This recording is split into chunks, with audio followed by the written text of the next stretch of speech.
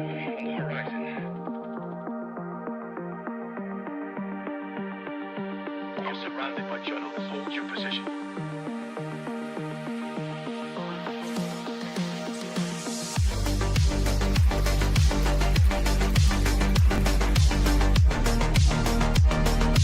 Overnight success.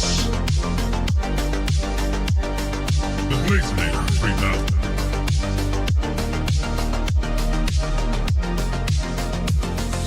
Double blaze. Right.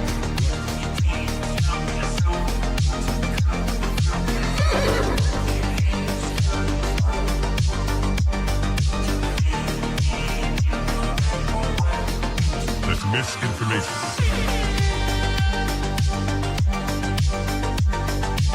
Marking clearing order inbound. That's just wrong. We are surrounded by journalists. Hold your position. Bump it up.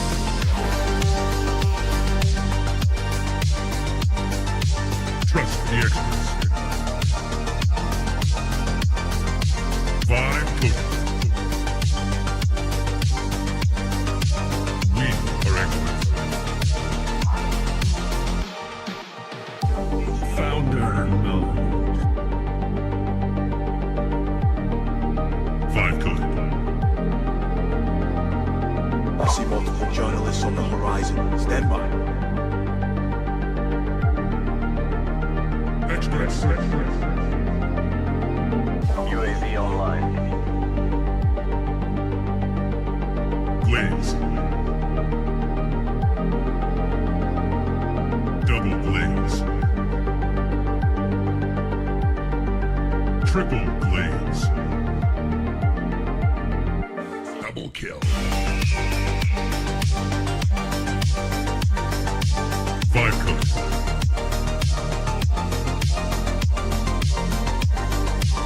Wrong.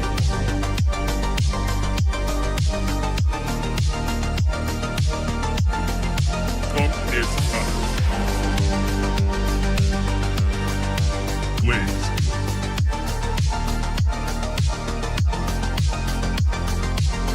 Team deathmatch.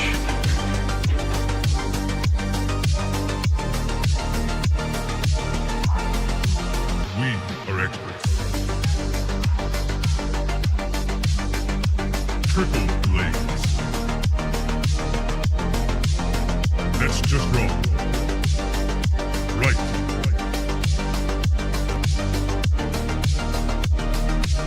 Marking clearing order inbound.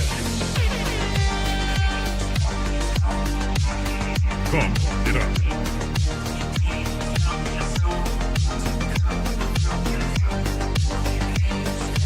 We are surrounded by journalists. Hold your position.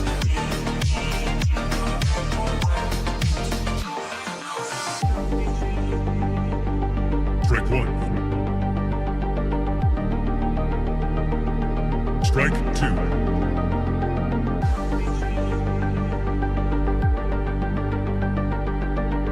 Activate Golden Retriever mode.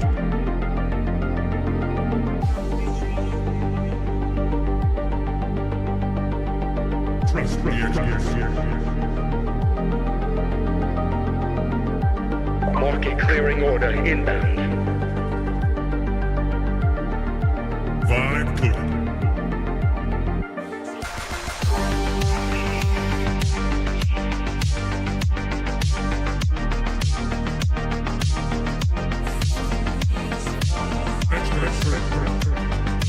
I see multiple journalists on the horizon. Stand by.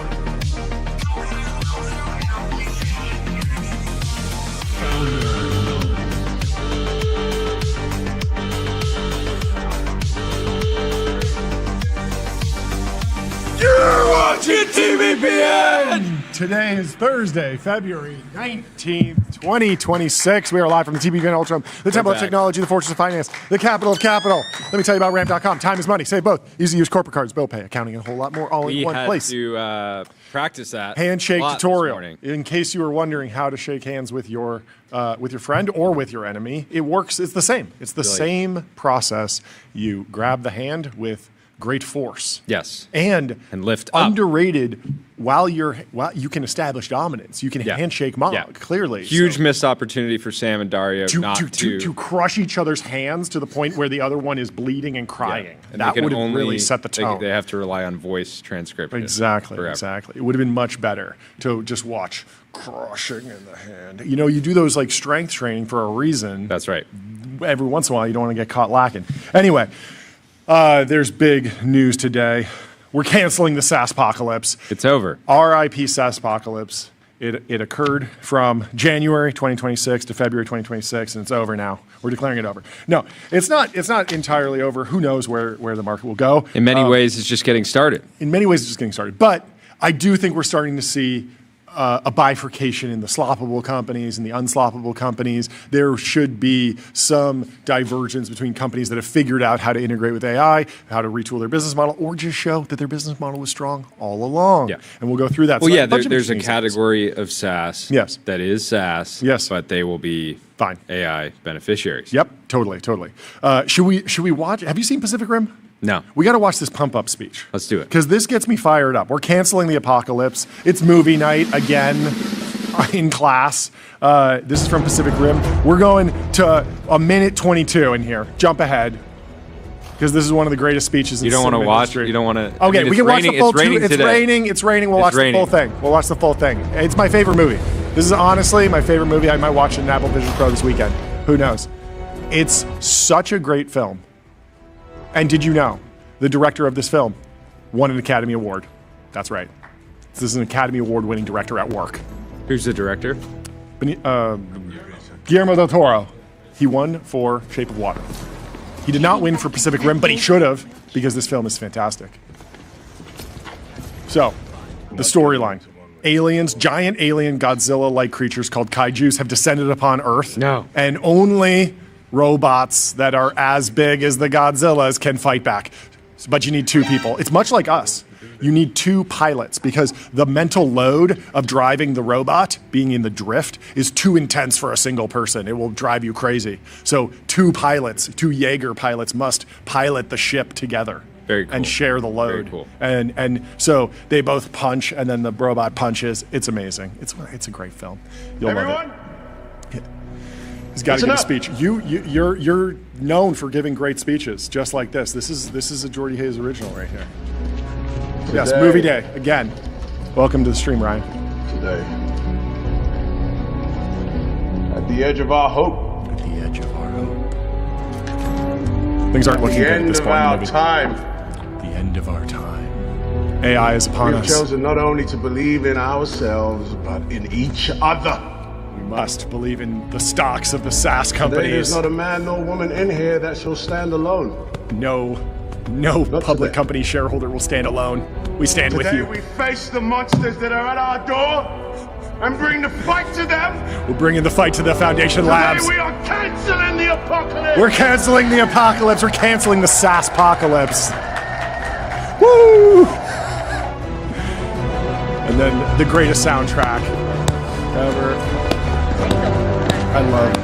I only really had to ever give one speech like that last year, Yeah, but it hit. It hit. The team needed it in that. We did, and we got through. Critical moment. We powered through. We powered through.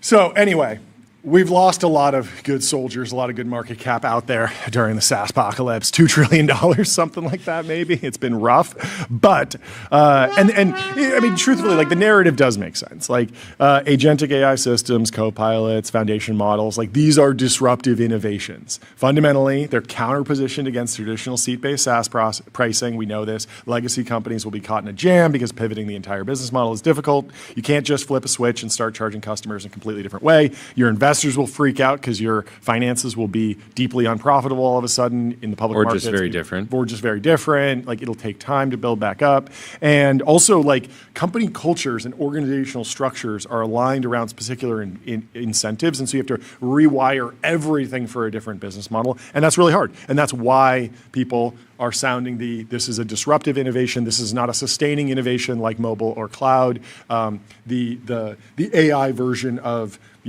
X, Y, or Z SaaS company will not be like the mobile version of that SaaS company. Yeah, that's and even the safer bets like the system of record. Yeah. There's this concern around, okay, well, can an agent just kind of re-platform you? Does that if you can onboard to a new system faster, does that decrease the lock-in? But continue. So the SaaSpocalypse was always a little bit of an indiscriminate hammer. It felt like.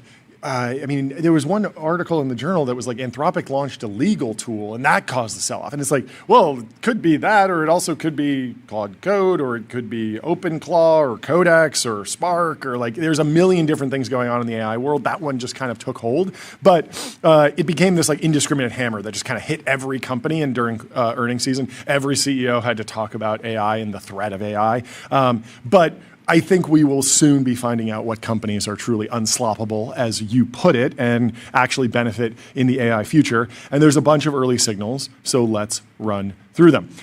First, Google's comeback. This was the first victim of the apocalypse. This one happened like a year or two ago. Why would anyone search Google ever if an LLM could get you a better answer in fewer clicks? Of course, Google quickly caught up to the frontier. They launched AI overviews. They flexed DeepMind's research previews. They showed off the power of the TPU. The core business is surviving and thriving, due in part to Gemini helping understand intent so they can deliver ads on longer, more complex searches. So Google's been doing fine. They're sort of already building back from the SaaSpocalypse that they experienced. Then you have Meta. Will user minutes migrate over to LLMs? Will Sora destroy Instagram overnight? Will Slop clog the feeds? Maybe, but not before Meta's transformer-based GEM model absolutely destroys ad targeting and just makes everything so much better and re-accelerates revenue. And we've talked to a lot of folks about that. And so Meta's doing very well, even though they haven't figured out their AI strategy, rolled out any of the new crazy frontier models from MSL. The business is great because they're Yeah, I think they have. You they're can unstoppable. certainly argue they have an AI strategy, which is to use AI ML to make really good ads. And they've been doing it for a decade. But it's more on the product side, right? Yeah. So is it the Manus? Is it net new products? Yeah. Is it Meta AI? Yep. And so it gets more interesting when you go to the smaller companies, not super small, but Spotify. Spotify doesn't really need to invest in generative AI. I heard a good analogy that was like, should Spotify have released a guitar so that people can make more music? No, because people will pick whatever tool is available, and then they will release that music on Spotify, and then the algorithm will sort it. And so these artists, if they're using AI tools, or maybe they're just prompters, whatever you want to call them, they will bring AI music to the platform. It'll be filtered by algorithms. Slop will be in the trough, but only the most delicious slop will bubble to the top of the trough. So it's good to be in the trough business as long as you have an algorithm that sorts the trough, the slop, from the more sloppy slop. I don't know. Well said. Current data shows AI music currently underperforms dramatically on a percentage basis. The number of AI songs is huge, but the number of actual minutes watched is low. Even if that flips, Spotify still benefits. Let's switch over to Shopify. You can definitely vibe code an e-commerce website now, but Shopify is not a major cost driver for most businesses that use it. You're talking maybe $1,000 a month for some companies, and it's a lot of headache that they just don't have to even think about. And then there's a whole bunch of advantages that Shopify should benefit from in the AI era. It's very full-featured, so it's actually hard to replace. Setting up a new store is faster than waiting for a prompt to return. It's all pre-built. And it's just create a new copy in the database of Shopify when you set up a new store. And then AI tools benefit from all the context and data that Shopify has across the entire platform. And then lastly, agentic commerce doesn't replace Shopify checkout. Yeah. It's just a front end to the checkout, much more like mobile or social. Payment. Exactly. Post-purchase. So if it's driving activity, that's actually a net benefit. And so there's a whole bunch more examples. Roblox is another interesting example. I heard a crazy stat. 67% of global non-China spending growth in the gaming industry last year went to Roblox. Gaming had a bad year. Roblox had a fantastic year. And I think the stock's down like 50%. And so, yes, you can vibe code a video game, but the Roblox network and ecosystem is already at scale, and it's absolutely dominating, and they're monetizing a ton. And their monetization on a per minute basis is, I think, like 5 times lower than other platforms, like if you comp it to TikTok or Instagram. And so whether it's ads or more in-game currencies or something, like the willingness to pay should go up. Now, there's still a question about, do folks age out of Roblox? How long can they keep these customers on? Will they get older folks to rejoin Roblox at some point or join Roblox for the first time at some point? But certainly, not probably a beneficiary of AI vibe coding and being able to build more stuff. And again, filtering the different apps that are built so that Grow a Garden or Steal a Brain Rot can be power law outcomes within that ecosystem. That's the value of filtering and being an aggregator. Lastly, you got to consider Salesforce. Mark Benioff has been duking it out with Jim Cramer on CNBC over seat-based pricing in an AI era for over a year now. And it's 100% true that there are some amazing AI-native CRM startups that are aggressively trying to eat off Benioff's plate. But Anthropic is hiring a Salesforce admin. we put up a card for this because we really enjoyed this. But where was it? Did we put this? Yes. Unemployed vibe coder. Bro, SaaS is dead. You can build a CRM in minutes. No modern company is going to buy software ever again. Repost, and I'll send you my PDF that killed Salesforce. And then Anthropic has a job listing for Salesforce admin because they're growing so fast and so big that they need someone just to be full-time job, manage their internal Salesforce project. That's so big. So iconic. Is this revealed preference? Is there something else going on here? Is this person going to be reinforcement learning data for them? Who knows? But at least for right now, they're going to be paying Salesforce, and time will tell. And then lastly, the SaaSpocalypse, it might arrive in full at some point, and we'll start to see real revenue declines, which I think would be like the real signal of major disruption. But Figma just announced 70% growth in weekly active users, 40% year-over-year revenue growth. We have Dylan Field coming on the show in just a little bit. He'll be on at 1:30 today. And so there's growth all over the SaaS ecosystem, and things don't seem to be decelerating or slowing down. It's definitely go time, though, and it's time to revisit sources of strength. It's wartime. It's time to become unstoppable. It is wartime. It's founder mode time, and at least you need to explain why you were never sloppable in the first place. And that's what Harley at Shopify did a really good job of on the earnings call. He got so many questions, he had to back up and just re-explain. People got in the weeds on the AI checkout thing, and he had to re-explain, like agentic checkout happens on top of the Shopify checkout. The economics are exactly the same. They're exactly the same. So like don't worry, basically. Yeah, so going back to the fax machine example, in 1999 was the first year that showed a significant drop in the sale of physical fax machines. They dropped by 10% in a single year. When was that? In 1999. 1999, yeah. Yeah. Okay. And so that is not growth just started slowing. Yeah. It had been slowing up until that point, but it was went slowing and then it fell off a cliff. Yeah, that makes sense. Quickly, let me tell you about Vanta. Automate compliance and security. Vanta is the leading AI trust management platform. And let's also pull up the Linear lineup and tell you who's coming on the show. Linear, of course, is the system for modern software development. 70% of enterprise workspaces on Linear are using agents. We have Sigil coming on to talk about Web 4.0. Web 4.0, a new AI agent project that he's working on where AI can deploy, transact, and pay its own bills, run microeconomies without humans in the loop. Then, of course, we have Sagar and Jetty from Breaking Points coming on. Always a fun conversation. And then Dylan Field coming on to talk about their earnings and everything that they're doing with Claude, ChatGPT, Gemini, and all of those folks. And then we have Peter from Code Metal announcing his Series B. Eric from Freeform, another Series B. And then Lubisa from Talus announcing a $169 million raise building model-specific AI chips. So banger lineup today, and can't wait to get to those folks. Should we read through this Goodwill Hunting meme?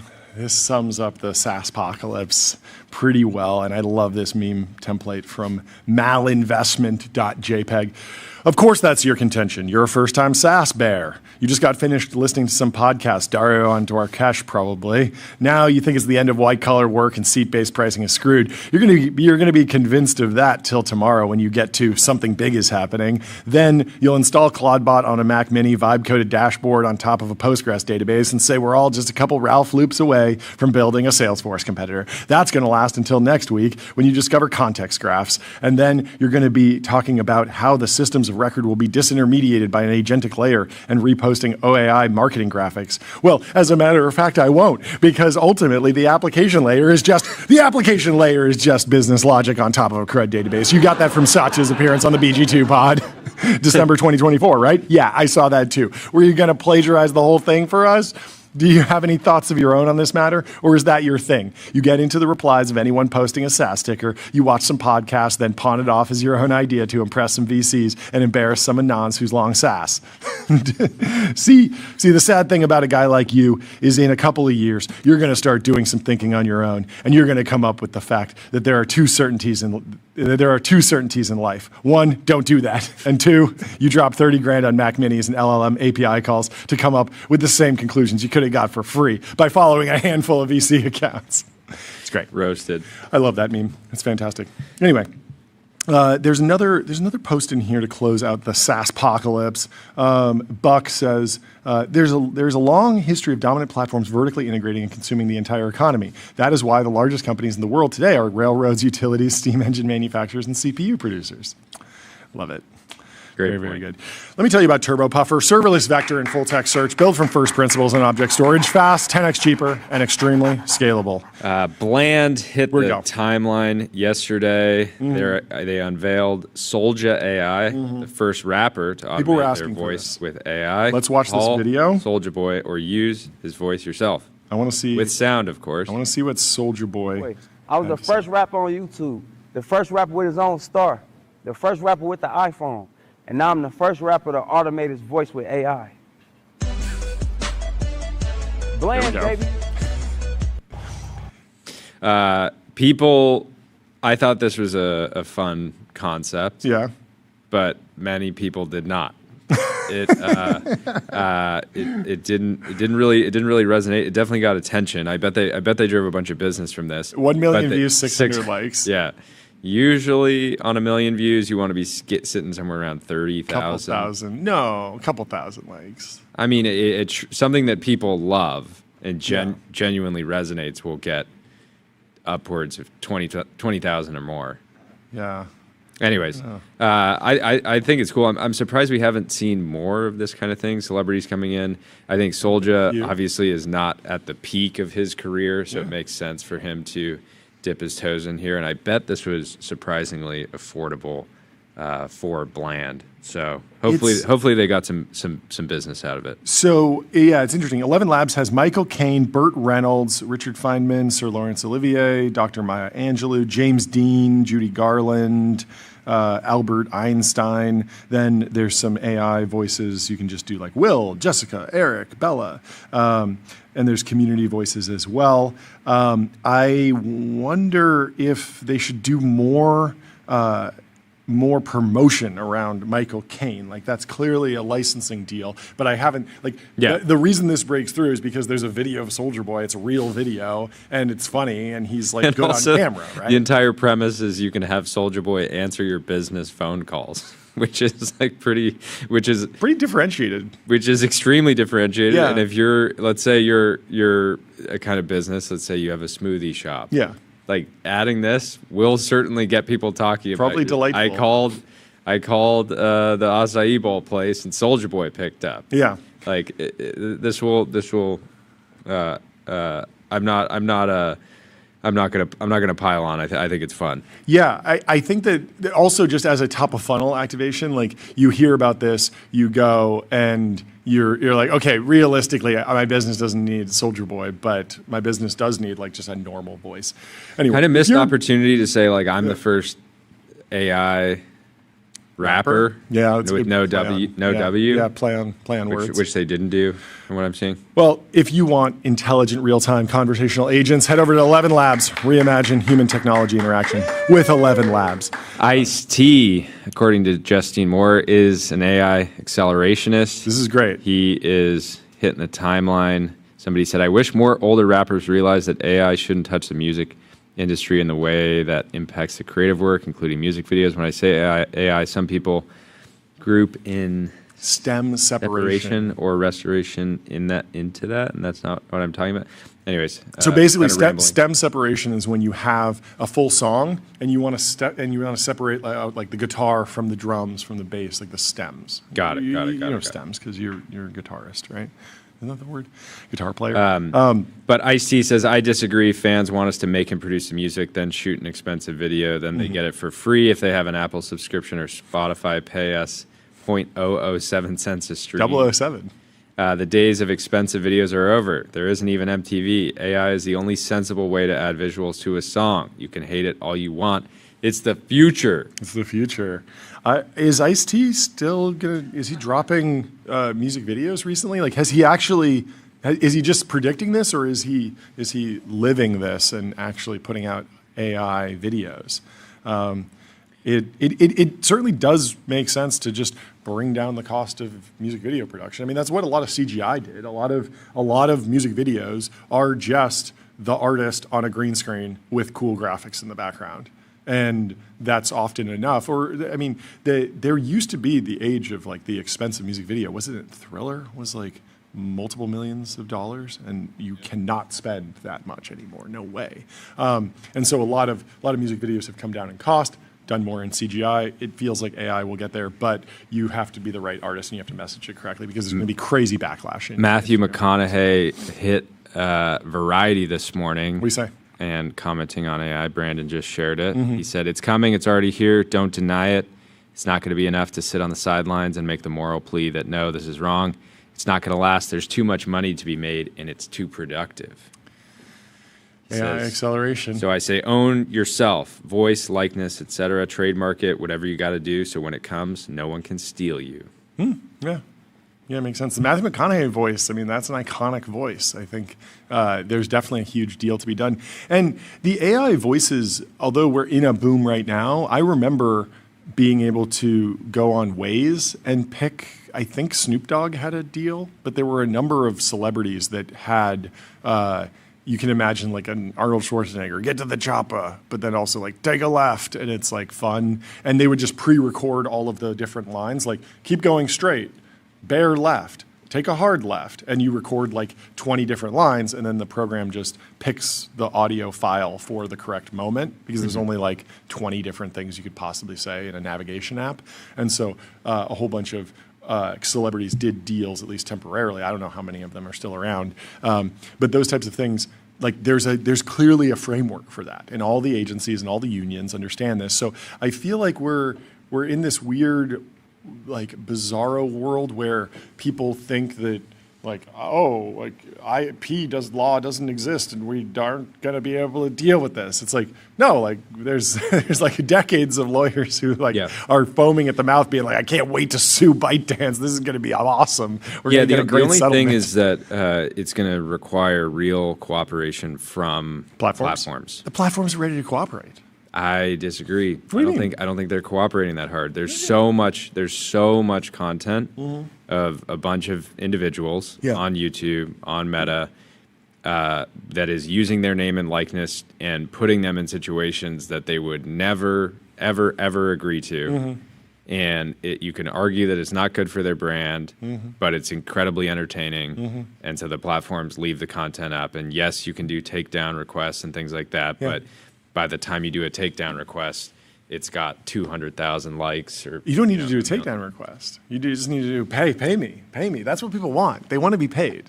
That, like I think the message in that Matthew McConaughey post is not like it's super critical that no one ever uses an image of me or my voice ever. It's that, look, if somebody's profiting off of it, that's my IP. That's my. I mean, I read his comment more around making movies. are saying, don't use AI to make this scene that would normally take 4 weeks in some exotic location and 1,000 people. Obviously, AI is going to be used for that. I think there's a separate issue of people generating Matthew McConaughey doing and saying things that he would never agree to, that are sort of compromising, or again, putting him in situations or having him say things that he wouldn't ever agree to, even if he was getting paid. Yeah, I just think like the answer is like more AI. Like you look at the Sora,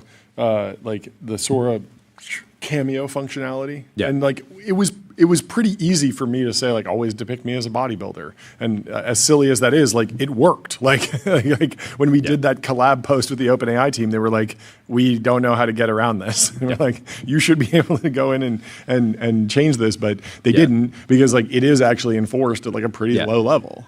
Alex from Outtake, who we've had on the show, he does this for Outtake does this for a bunch of different celebrities, where you basically sign up for Outtake, and they're constantly monitoring the entire internet and like filing takedown requests on your behalf. And so I think it'll end up, I think the platforms will do something, but it will also be somewhat of a tax. Let me tell you about Cognition. They're the makers of Devin, the AI software engineer. Crush your backlog with your personal AI engineering team. Let's actually watch the full video of the AI Impact Summit in India. Narendra Modi is there. Insane lineup. Insane lineup. They pulled everyone. They got Sundar there. They got Alex Wang there. They got Dario. They got Sam. And here we go. And they're zooming out. And what do we see? 2 fists raised in opposition. Iconic. Throwing up the X.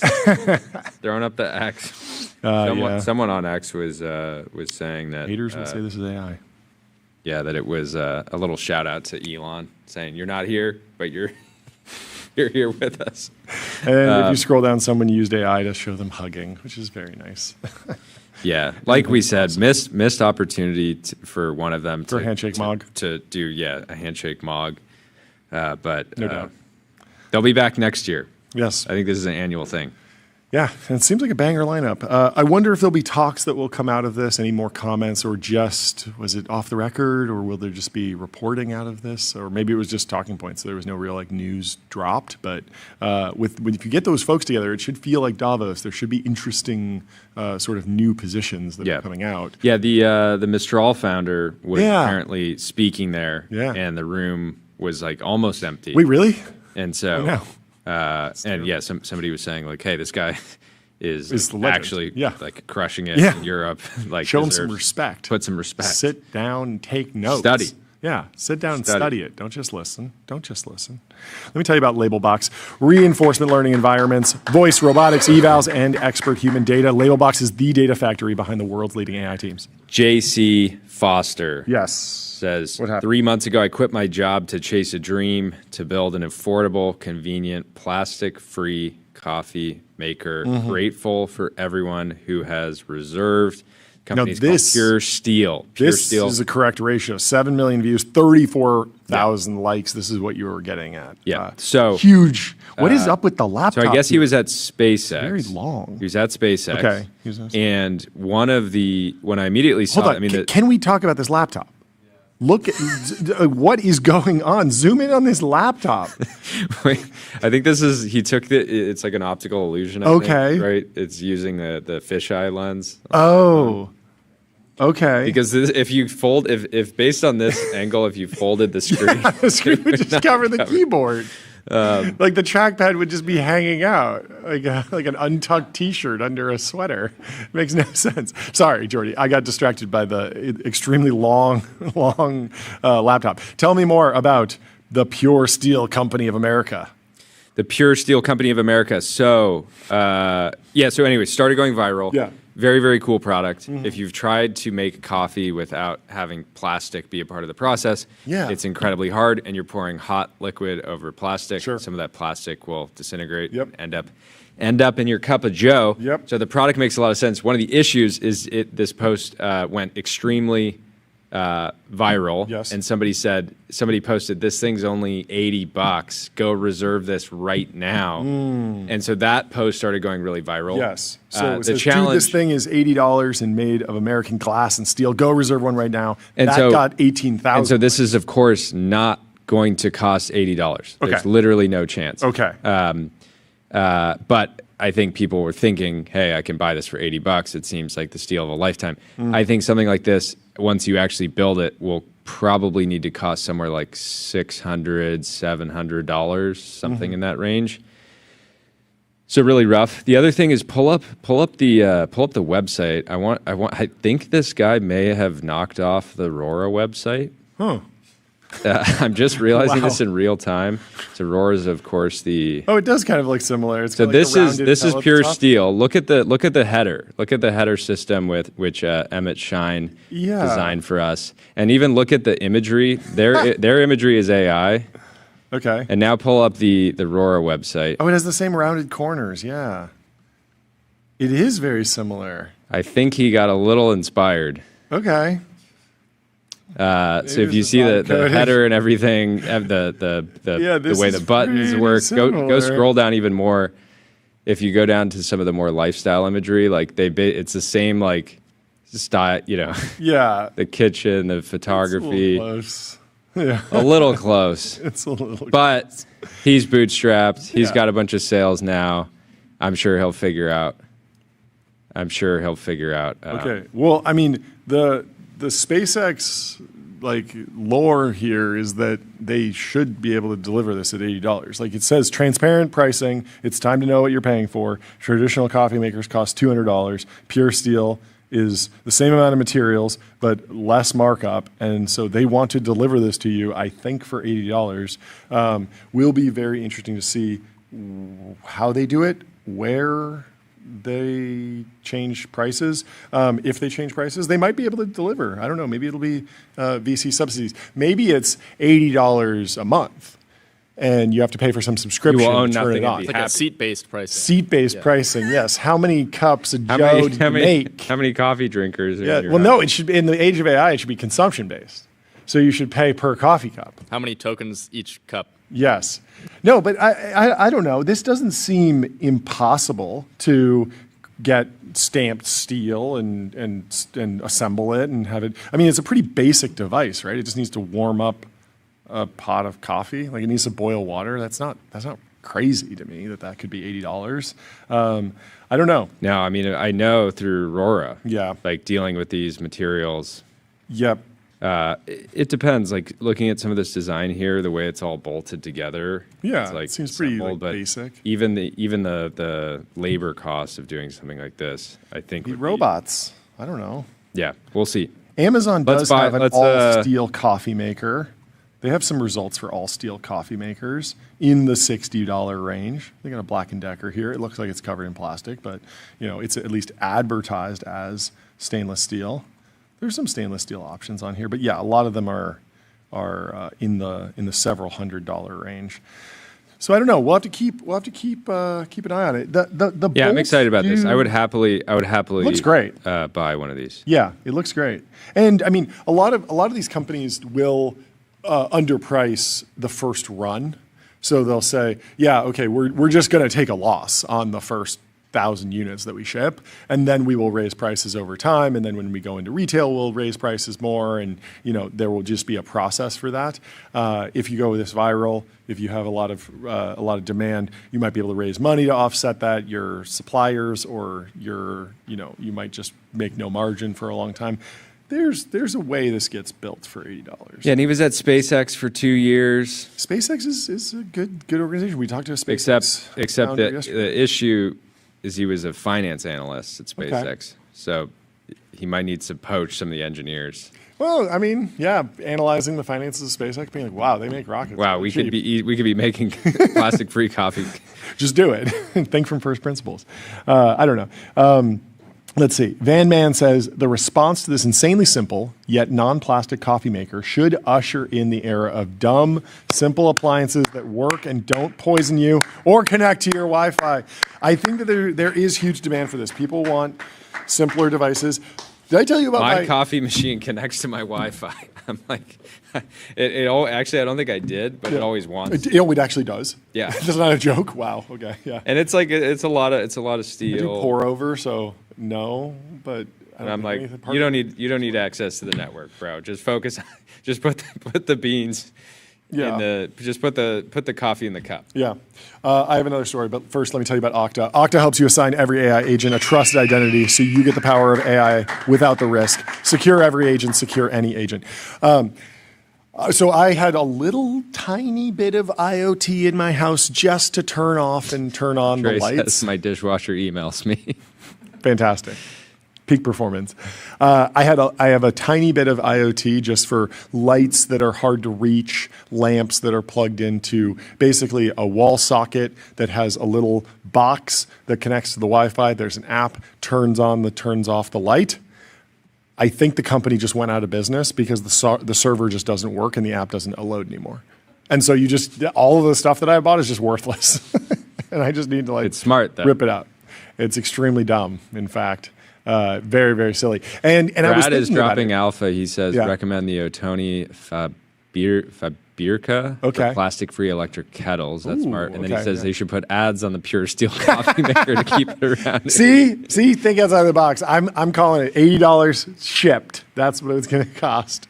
No, there'll probably be a shipping fee on top of it. Shipping to Alaska, that is dangerous territory. Do not give free shipping nationwide because Alaska is technically part of the nation, and you will be paying $50 to get stuff up there. It is not on Amazon Prime necessarily for your default upstart e-commerce business. So I got completely cooked by my Wi-Fi light system, and I was thinking like, okay, certainly I can vibe code this.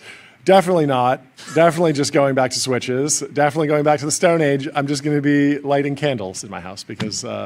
That's the future that I'm going to be living. Yeah, I had a funny moment this morning. John and I went to breakfast with Brandon. Yeah. And I parked in a garage. John was on the street, and as I was leaving, I went and put the ticket into the machine. Yeah. Then I put validation in right after.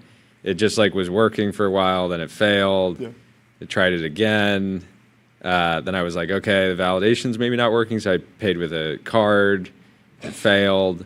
And so then I start calling around, and I'm stuck for 15 minutes. John is long gone. He's at the Ultradome already. I'm sitting there on support with somebody who's not even in LA, trying to get somebody in LA to just let me out of this parking garage. Then somebody finally comes after 15 minutes, and I was like, hey, can you escalate this your software is bugging out. It doesn't work a lot. And they're like, oh, well, actually all the systems in this area don't work.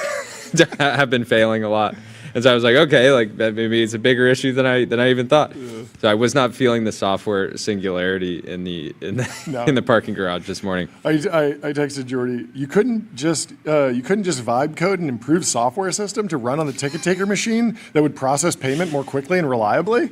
No, because there's a gatekeeper, of course, and it is impossible. There's one parking garage in Pasadena that doesn't take cash or Apple Pay, so you have to have a physical card, and I get caught lacking every once in a while, and I'll have to push the button and then talk to the guy and be like, oh, I'm sorry, can you just let me out? They're like, really? You're the guy that always wants a free parking spot. Yes, but last time I was there, I saw someone else get caught lacking, and I paid it forward, and I paid for his parking. To let him out. Heartwarming. I don't even care what it is. We should have thrown up a card for that. So karma, I'm buying karma very strategically, not altruistically. Yeah. Not effective. Yeah, Brian says that's hardware. They got the hardware footprint. Yeah, they got us locked in their hardware. Yeah, their foot is firmly printed on your chest as you try and leave. It's brutal. Really quickly, the New York Stock Exchange. Want to change the world? Raise capital at the New York Stock Exchange. Stop making excuses and just do it, please. Just do it. Please. Michael Burry is going off on what happened? Karp. Okay. Financial Times from the Form 10. Palantir CEO Alex Karp has his head in the cloud, saying he's a frequent flyer. And they get into some of his business and personal travel expenses from during the years ended December 31st, 2025 and 2024. The company incurred expenses related to the use of the executive aircraft of $17.2 million and $7.7 million, respectively. It's quite the feat to spend $17 million in a year on business and personal travel. particularly when the jet's not even the rental. Jefferies analyst Brent Thill, he's got a bone to pick, runs the numbers. Assuming use of a mid-sized jet with an estimated operating cost of $7,000 per hour, this implies roughly 2,400 flight hours, or about 28% of the year in the air, even under a more conservative assumption of a high-end jet such as the G650 at an estimated 15,000 per hour. The 17 million still equates to approximately 1,147 flight hours, or 13% of the year. Notably, this 17.2 figure is more than double CARP's executive aircraft expense in 2024, and appears elevated relative to peers, with Meta CEO spending $1.8 million and Palo Alto Networks CEO spending $2.4 million. Terrible comps. Why? Like, CARP is obviously constantly traveling all over the world. He's an international businessman. Yeah. I know podcasters that do like 250 hours a year. And like you're talking about going from like somebody who like travels like a good amount at like let's say like 200 hours a year. Like, to me, I might catch some flack for defending private aviation, but it just doesn't seem that crazy. Like, the entire reason that Palantir is growing the way it is like they're doing deals in Japan, they're doing deals in the Middle East. It's just like, this guy is a global deal maker, and I think you should, if you really wanted to do an analysis on this, you should look at all the international deals that they've done, maybe ignore the US, look at all the international deals and see if CARP is actually delivering. Because when we hear that they're signing some new contract for hundreds of millions of dollars in Japan, I think it makes sense for the CEO to fly out there and shake some hands and do some real business. So of course he's not flying on a mid-sized jet, like, around the entire world. Well, of course he's in. That's the funny thing. They don't know. Yeah, so they're it's pure speculation. They're saying maybe it's a G650, which would be 1,000 flight hours. Maybe it's a mid-sized jet. That would be more like 2,000 hours. It could be a King Air, and he's spending 8,000 hours in the air. No one considered that. It could also be a 747, and he's only spending like 500 hours in the air. There's a wide range here, but I like to imagine he's in a prop. He's flying the prop himself, and the cost per hour is only like a couple $100 because he's just paying for gas. But he's like taking every meeting in the air. Literally, one-on-ones, hop in. We're doing laps. We're going Uber back. we're flying around. Yeah, I like to imagine him putting up 8,000 hours in the air, just every waking hour, flying around in a King Air or Cessna Citation or something. Very funny. Well, whether you're long Palantir or short Palantir, head over to public.com. Investing for those that take it seriously. They got stocks, options, bonds, crypto, treasuries, and more with great customer service. Max Farron's probably the most underrated poster in the world. I can't believe he has 3,000 followers. It's so low. He's the best poster. He's the general manager at Dorkesh Podcast. In the world. So good. To be honest, the best part of making our wedding registry is that it has forced us to really think about what we need to make our place feel like a home. And I don't know. And he went on Zola. Is this real?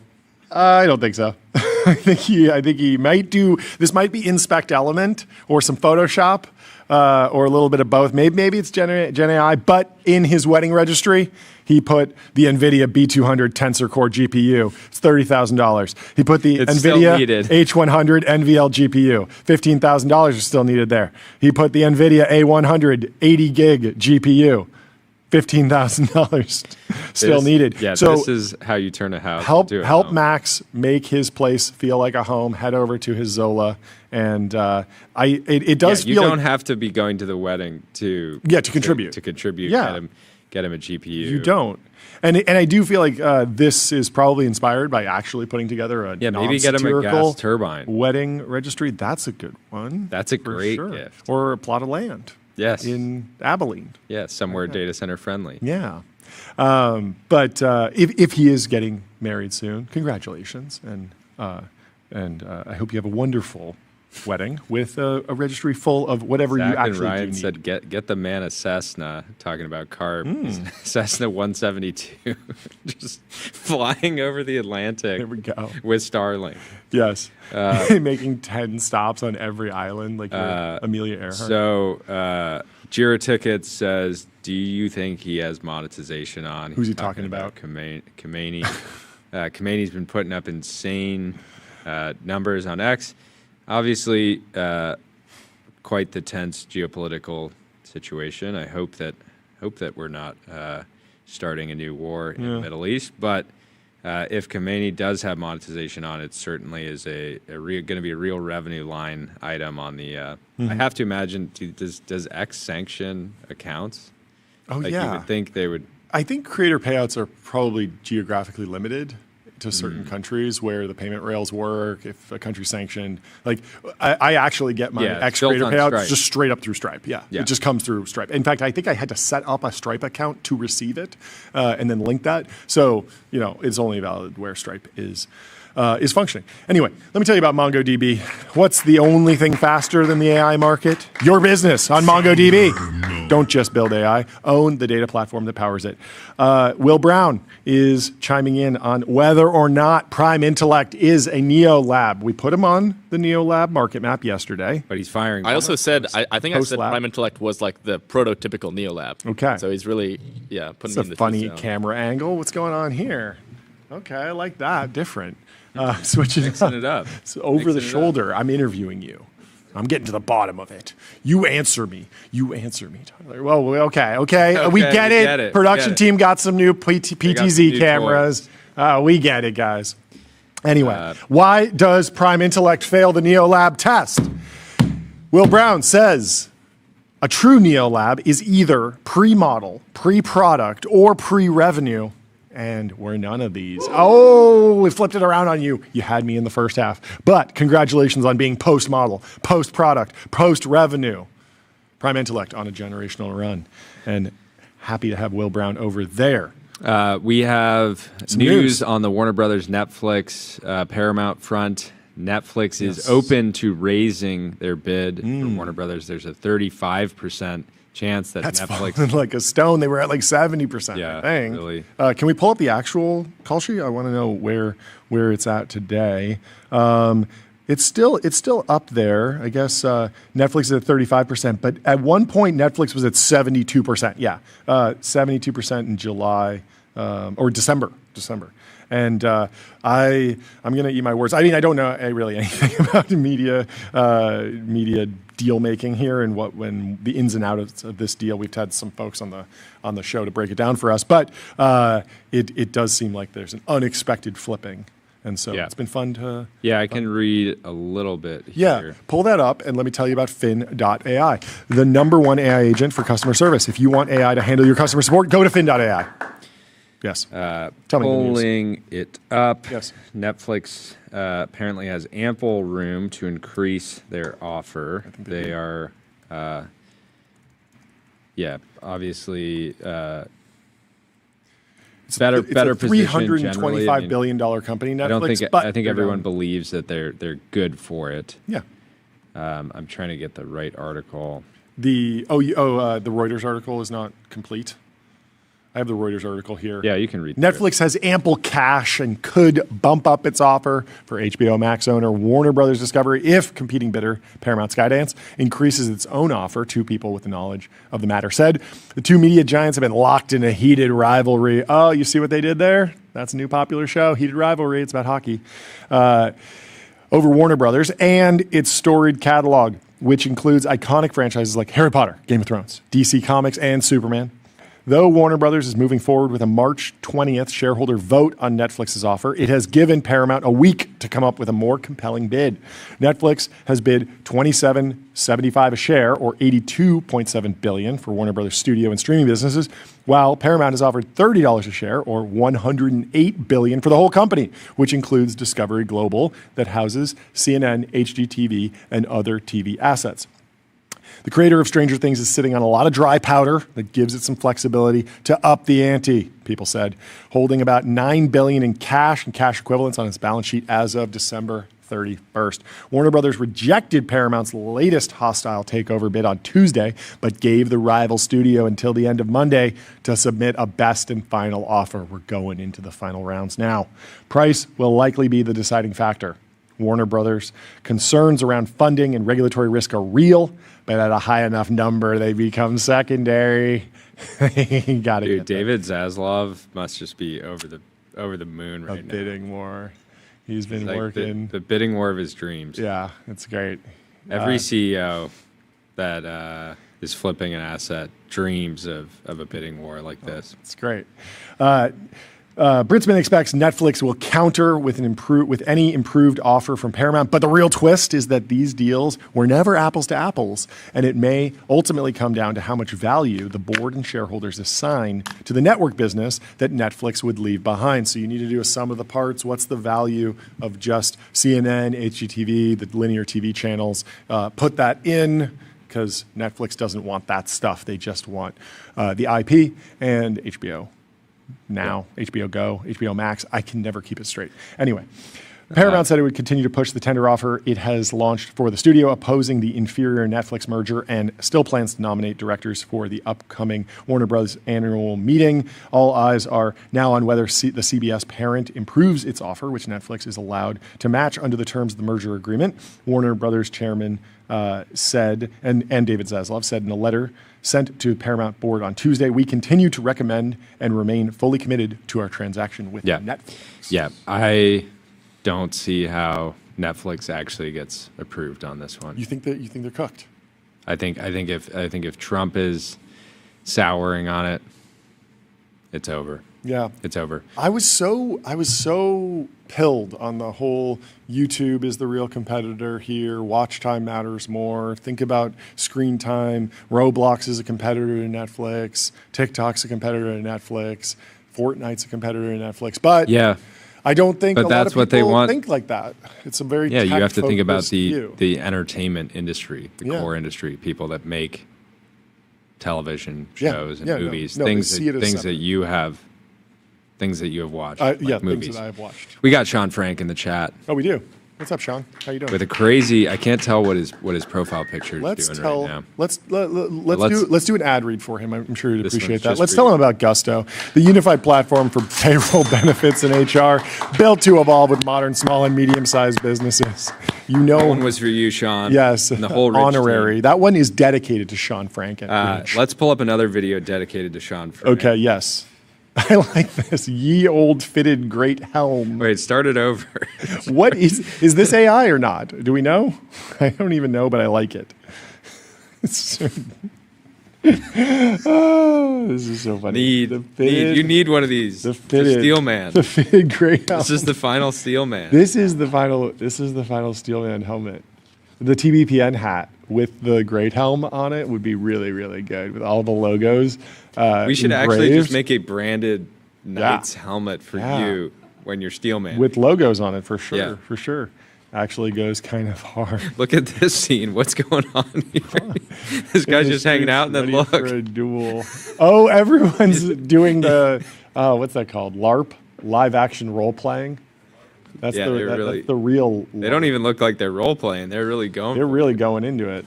You don't see that much anymore. I like ye. I still remember being a child and like just going to the park and seeing a bunch of adults doing that. I actually saw it, but and having to get getting explained. Yeah. What was going on? Yeah, it's one of those things that feels like like when you're looking from the outside, you're like, that probably is awesome, and then you're actually doing it, and you're like, this is really uncomfortable and miserable. Like, I don't know that I actually want to do this sport. I'd rather do it in a video game. Anyway, Meta. We should organize a community meetup. A jousting. Bring jousting. Jousting is cool though, because it involves horses. You know what we should do? We should get all the freelancers to lance each other for free. They won't be paid. I think that's where the name comes from. No, I think they will want to be paid on a per project basis, on a per lance basis. Maybe.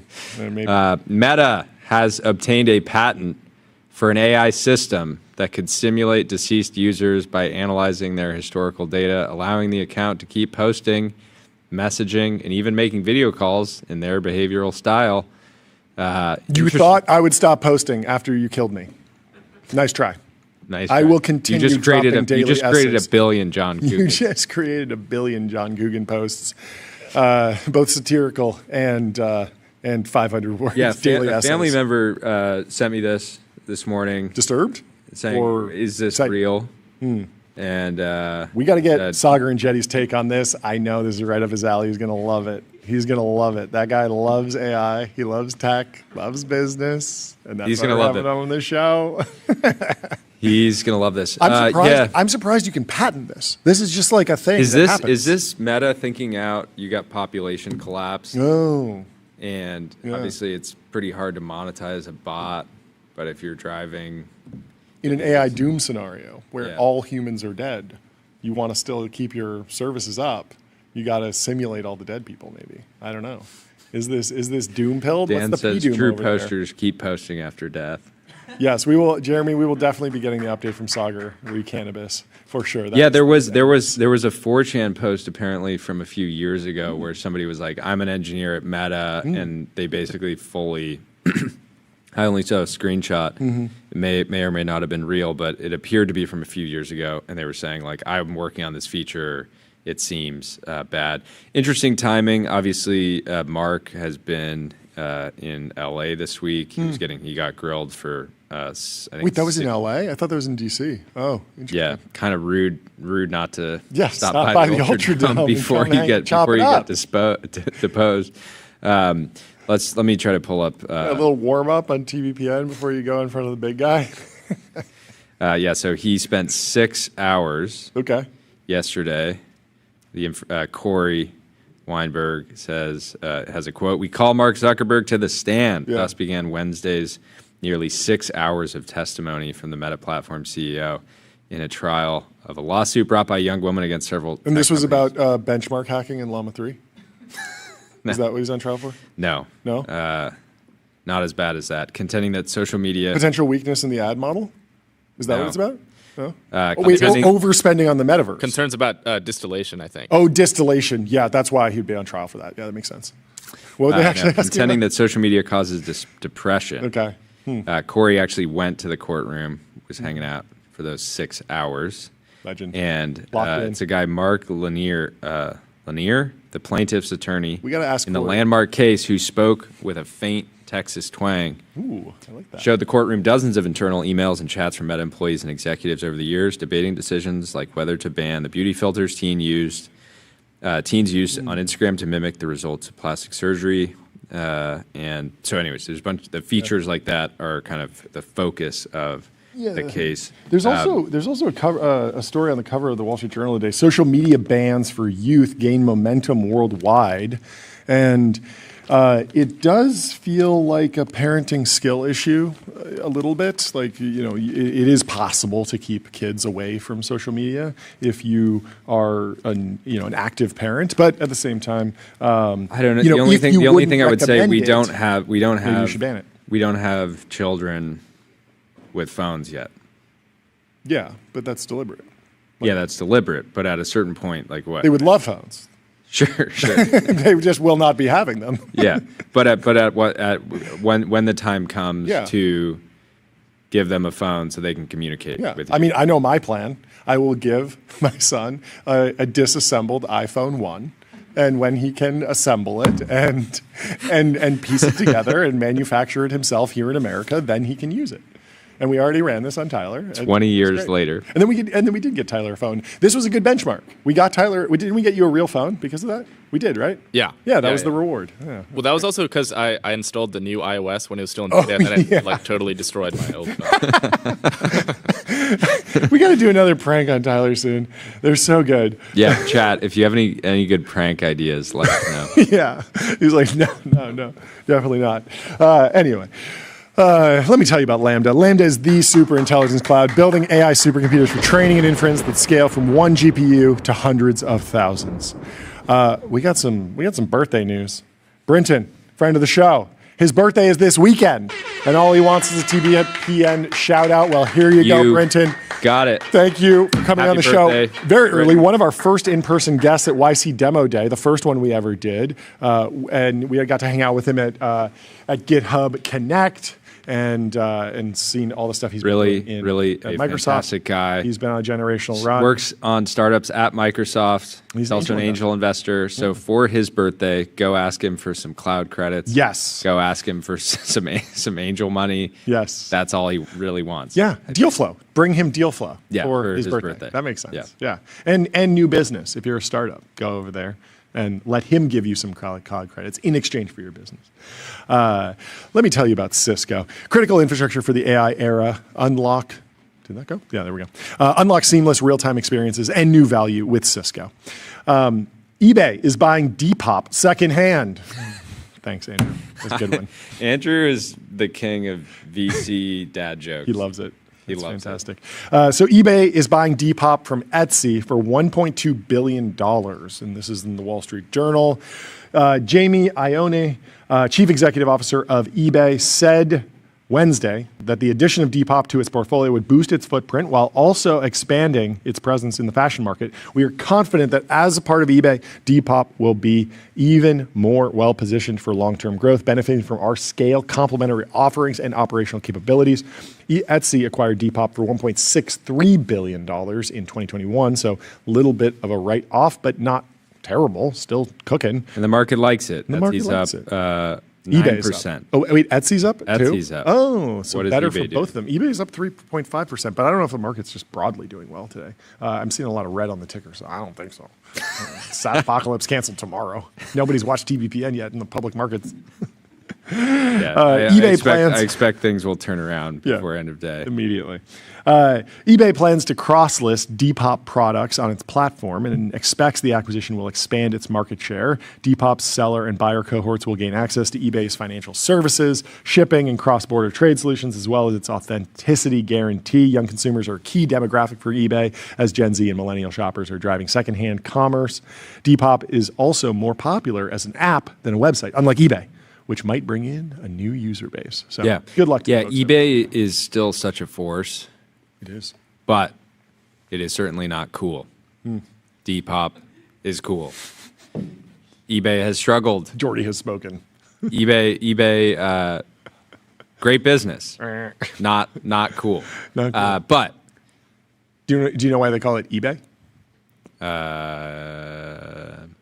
No. Because it was founded in East Bay. Oh, by some East Bay rationalists? Yeah, for sure. It was sort of a less wrong project. It's right up there with Anthropic. Anyway, Altimeter is making moves. Brad Gerstner, an absolute dog, is on a tear. He bought new positions in CoreWeave, Shopify. He sold ARM. He sold Alibaba. And he added to his NVIDIA, Microsoft, Amazon, and TSMC positions, as well as Google. He's making a lot of moves. This is a great pick of Brad, too. It is a Love to great see it. pick. He's looking good there. Diced, if I might say so myself. Hands going up. Yeah. Up. Yeah, hands up. That's a man who's not afraid to shake hands. Got it locked in. Let me tell you about Sentry. Sentry shows developers what's broken and helps them fix it fast. That's why 150,000 organizations use it to keep their apps working. There's been some darker stories today. Okay, what happened? Finally, a white pill. Some good news? Mets owner Steve Cohen got a $3.4 billion payday from his hedge fund last year. We needed this.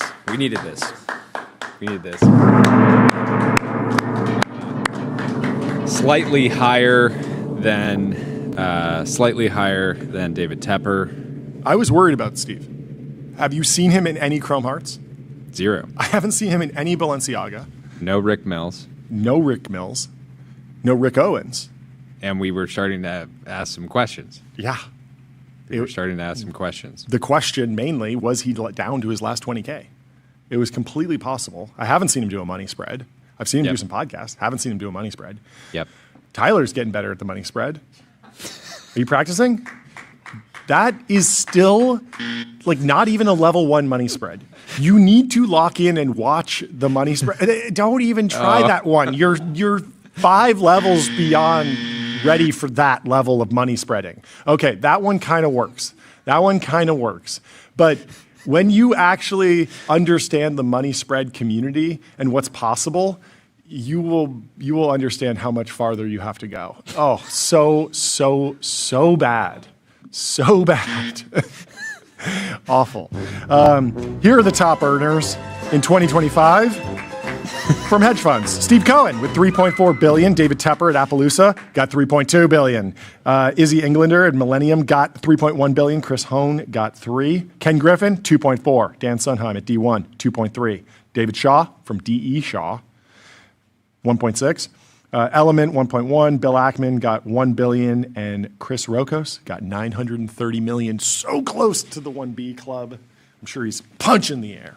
Yeah, so this is gains on personal investment. That means they actually closed out positions, or this is just marks? Who knows? It's just big numbers. I'm not digging it any further. Dave Portnoy quoted this and said, I think I have a solution for Mondani. Tax Wall Street people like Steve Cohen who built their fortunes just on Wall Street 90%. That's not real work to begin with. Taking shots. High Yield Harry says, LOL, don't you know how much of the tax base is already wealthy finance professionals? Yeah, it is funny. He, Portnoy did build a real business, a media business, a podcasting business. Arguably the only business that's actually valuable to the economy. It's the only one that deserves to truly to be like respected. Like in terms of like respect, I would put podcaster, and then a couple levels down you do like doctor, maybe like cancer researcher. False. And then like hedge fund is still like a little bit above like doctor, but it's still way below podcaster. Someone's going to clip this. Way below podcaster. But yeah, it is funny because now a lot of his content is trading focused. Oh yeah, he would be kind of like put into this. DVD trading is kind of like a public hedge fund. That's been like every time I see him, it's because of like trading content. And also, so maybe he wants to be taxed at 90%. Also, I mean, kindred spirits, right? Steve Cohen has that casino in New York. He's attaching a casino to the Mets like ballpark. Zach says the list is ranked by who tweets the least. Honestly, Zach. So I have a solution to the billionaire tax. Have you ever seen Brewster's Millions, Jordy? No? 1980s? No? Anyway, in Brewster's Millions, a man inherits something like $30 million, and it's conditional. He needs to spend, I think he inherits like $300 million, and he needs to spend $30 million in 30 days without acquiring assets or telling anyone what he's doing, or else he doesn't get the inheritance. And it's this hilarious comedy. There's a whole bunch of things that happen, but it's all based on this idea of like this kid was caught smoking cigars, smoking a cigarette or cigar, and the father punished him by saying, you have to smoke the entire box. This is like a famous thing. Like, hey, smoke the entire box of cigars, and you'll be like, oh, so sick. That's a terrible experience. I'm never smoking again, right? And the same thing with money. So this is the solution to the billionaire tax. You got to spend 5% of your net worth in 30 days, and you can't on Rick Owens. You can't acquire any assets that you can sell. So it's all just Rick Owens, it's all just hanging out of the French Laundry, I guess. Would be entertaining. Would stimulate the economy. Yeah, or Jim Consider says, it. Build a cathedral. Build a cathedral. How about that? Yeah. How about that? I like that too. That's good. Let me tell you about Console.com. Console builds AI agents that automate 70% of IT, HR, and finance support, giving employees instant resolution for access requests and password resets. Ara says we have a definitive answer now. AI will affect the labor market, starting with freelancers. First paper to use business-level data to track AI versus labor. New paper from Ramp finds businesses are shifting spend from freelancers to AI. More than half of the businesses using freelancers in 2022 have stopped entirely. The companies that used to spend the most on freelancers shifted to AI the fastest, 97% savings for the businesses that spent the most on freelance. That is wild. Interesting. And generally makes sense. I mean, the whole premise of freelance is like you probably get paid a lot better on an hourly basis. Maybe you can capture more value on a dollar basis by working, spreading your talents across multiple companies. But obviously, the flexibility comes with little to no lock-in, and so businesses can much more easily shift spend around. So not super surprising. The Fiverr stock chart. At that. So certainly. Interestingly, revenue is not wildly down. Revenue's actually up for Fiverr as of 2024. So it went from 190 in revenue to 300 in revenue to 340, 360, 390. So definitely decelerating. But in terms of market cap, Fiverr's now worth $419 million, down 96% over the last 5 years. And over just the past 6 months, it's sold off another 50%. So certainly a lot of downward pressure on Fiverr. There were some folks. And same with Upwork. Yeah. Upwork is down 30% year to date, down 76% over the last 5 years. Yeah, someone was saying, here's Todd actually, Todd Saunders saying, $1 billion business idea, take Fiverr private and pivot them into a data labeling company like Handshake, because Fiverr is now trading at $480 million market cap. And Ara chimed in and said, yes, there's a quantifiable impact on business spend. Businesses are spending on AI, not Fiverr freelancers. The pushback on this is that Fiverr doesn't have people internally or something. I'm not exactly sure. I mean, it does feel like you could potentially actually do this and focus on data labeling. But you imagine that a lot of data labeling tasks are already going through Fiverr, because that's if a task is suitable for it's interesting. someone So on Fiverr, I wonder if a lot of revenue from Fiverr and Upwork is just data labeling companies that are just saying, we need access to talent. We're going to post a bunch of jobs on here and then take these people off the platform quickly, or leave them on. Yeah, disintermediation is always a risk for the marketplace. But yeah, businesses. when I look back at, I've worked with hundreds of freelancers over the last 10 years, and certainly a high number on Fiverr and Upwork, but always for one-off tasks like, hey, I need like 10 versions of this logo, or hey, can you just spin up this like super simple web page, and I need this thing that's like slightly customized, and I don't want to spend the however much time it would have taken pre-AI to do something like that. All of those tasks can now be done. Even creating like create a song for this thing. All of that can be done now. Yeah. So even like Canva templates, I feel like a lot of Fiverr work was like they clearly had a template for like a motion graphic intro or a sign, and they would just sort of like put your logo in there and send you the final thing. Do you know why Fiverr is called Fiverr?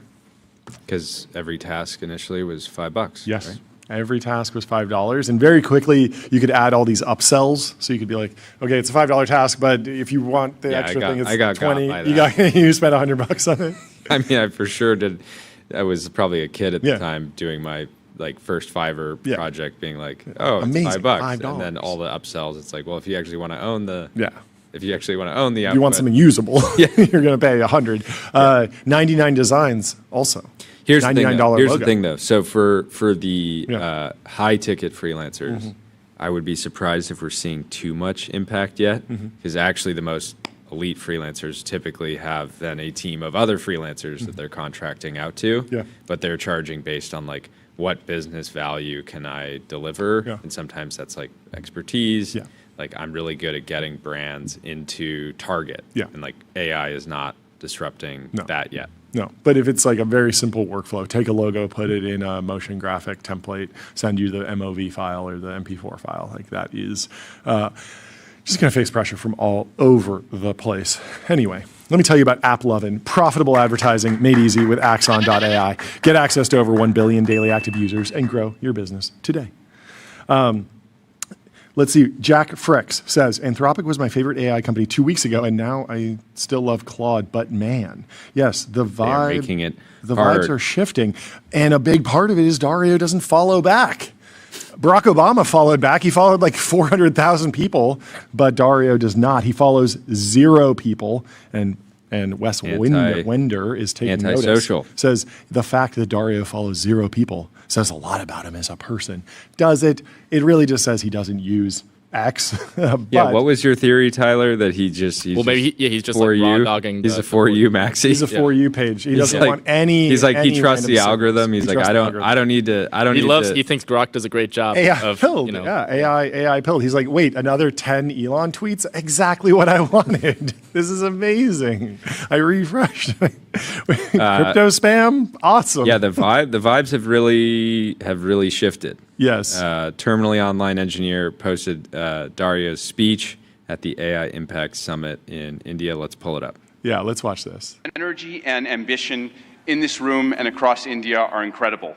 I've been spending the last few days meeting with Indian builders and enterprises, and the energy to build together here is palpable, unlike anywhere else. This is the 4th AI Summit we've held since the tradition was initiated at Bletchley Park back in 2023, which I still remember.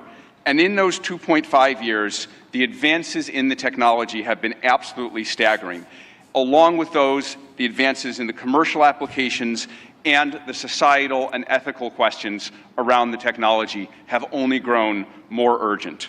My fundamental view is that AI has been on an exponential for the last 10 years, and as part of a sort of Moore's law for intelligence, and that we are now well advanced on that curve, and there are only a small number of years for AI models surpassing the cognitive capabilities of most humans for most things.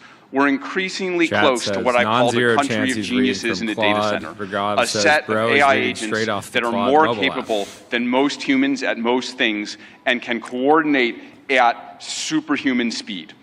That level of capability is something the world has never seen before and brings a very wide range of both opportunities. Macron, my boy. That's your boy. My boy, Macron, come on the show. Okay, so, I mean, the words that were said there sounded normal and fine and just normal Dario talking points. It's the reading from the phone that feels like you're a best man at a wedding who didn't really prepare, right? I know a lot of weddings where the bride and groom will say, like, you got to print it out. Like, I just don't want the aesthetics of reading off of phones. And I don't know. That seems reasonable. It does have, like, I think like printing something on nice paper just has a different aesthetic to it, and that's valuable. But the words, it's nothing new. It's important to deliver that stuff. It feels like Davos, where you're seeing the talking points that we've heard for years or months on podcasts and on X delivered to a different Could he not have audience. he's an incredibly busy guy, but he's also the most knowledgeable on this topic, talking about his experience at the AI Impact Summit, how he's thinking about AI progress. He should be able to just kind of riff that out, maybe have a couple like bulleted notes of like, what do I want to actually get to? I don't know how long the... Truly getting a printer working might be AGI resistant. It might be AGI complete. Like you might, even Opus 4.6 might not be able to configure a printer properly. We've certainly had trouble with printers. It's very difficult to get them running. So maybe he just couldn't get it working before he hopped on stage. Anyway, let me tell you about Gemini 3.1 Pro. Gemini 3.1 Pro is here. With a more capable baseline, it's great for super complex tasks like visualizing difficult concepts, synthesizing data into a single view, and bringing creative projects to life. We have some good news. Finally, some good news. Top lawyers' fees have skyrocketed. Be prepared to pay $3,400 an hour. I know a lot of you were worried that lawyers were going to get automated, that they weren't going to be making money. They're making more money. Don't the firms just like actually adjust rates for inflation every single year? I don't know. I'm pretty sure the chat can correct me, but I think they just I think that's just an automatic automatic. I think it's like an automatic 3 or 4% a year forever. You see Ryan in the chat. Bro needed Cluely so bad. Yeah, total Roy Lee victory. Big printers is a mafia. It's true. The Wall Street Journal says expertise and ego are pushing up hourly rates to once unthinkable levels in an escalating race among firms. When Christopher Clark, a litigator at a boutique law firm, raised his hourly rate to once unthinkable level of $3K, he said he didn't receive pushback from clients, but he did get one notable comment. "Congratulations," said the client. "That's the highest rate we've seen." Just over a year ago, the congratulations for saying the biggest number. Congratulations. If you get a legal bill and it's huge and you're worried, the correct response is congratulations. I completely agree.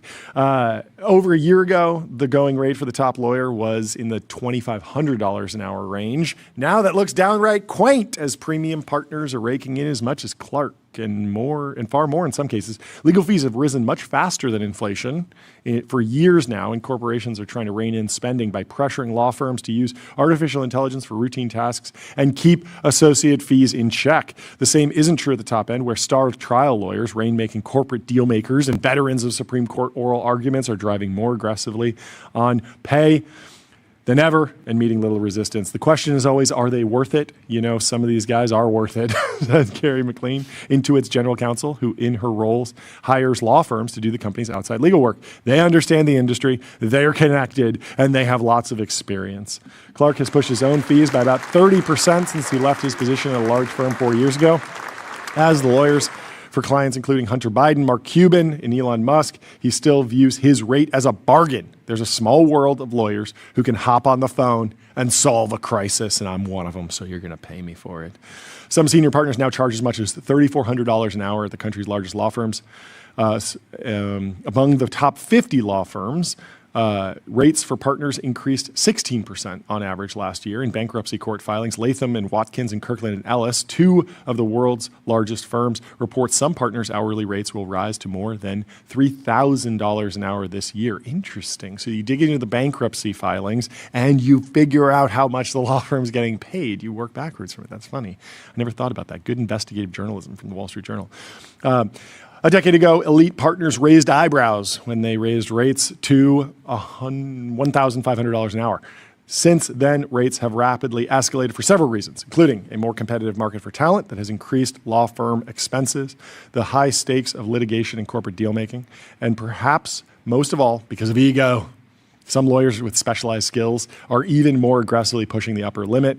Eric Tautman, a partner at a Southern California law firm, has already told his clients he'll be upping his rates to 6 Gs for consulting on compliance issues in his niche specialty of telecom regulation. Last year, he was charging a measly $4,200 an hour.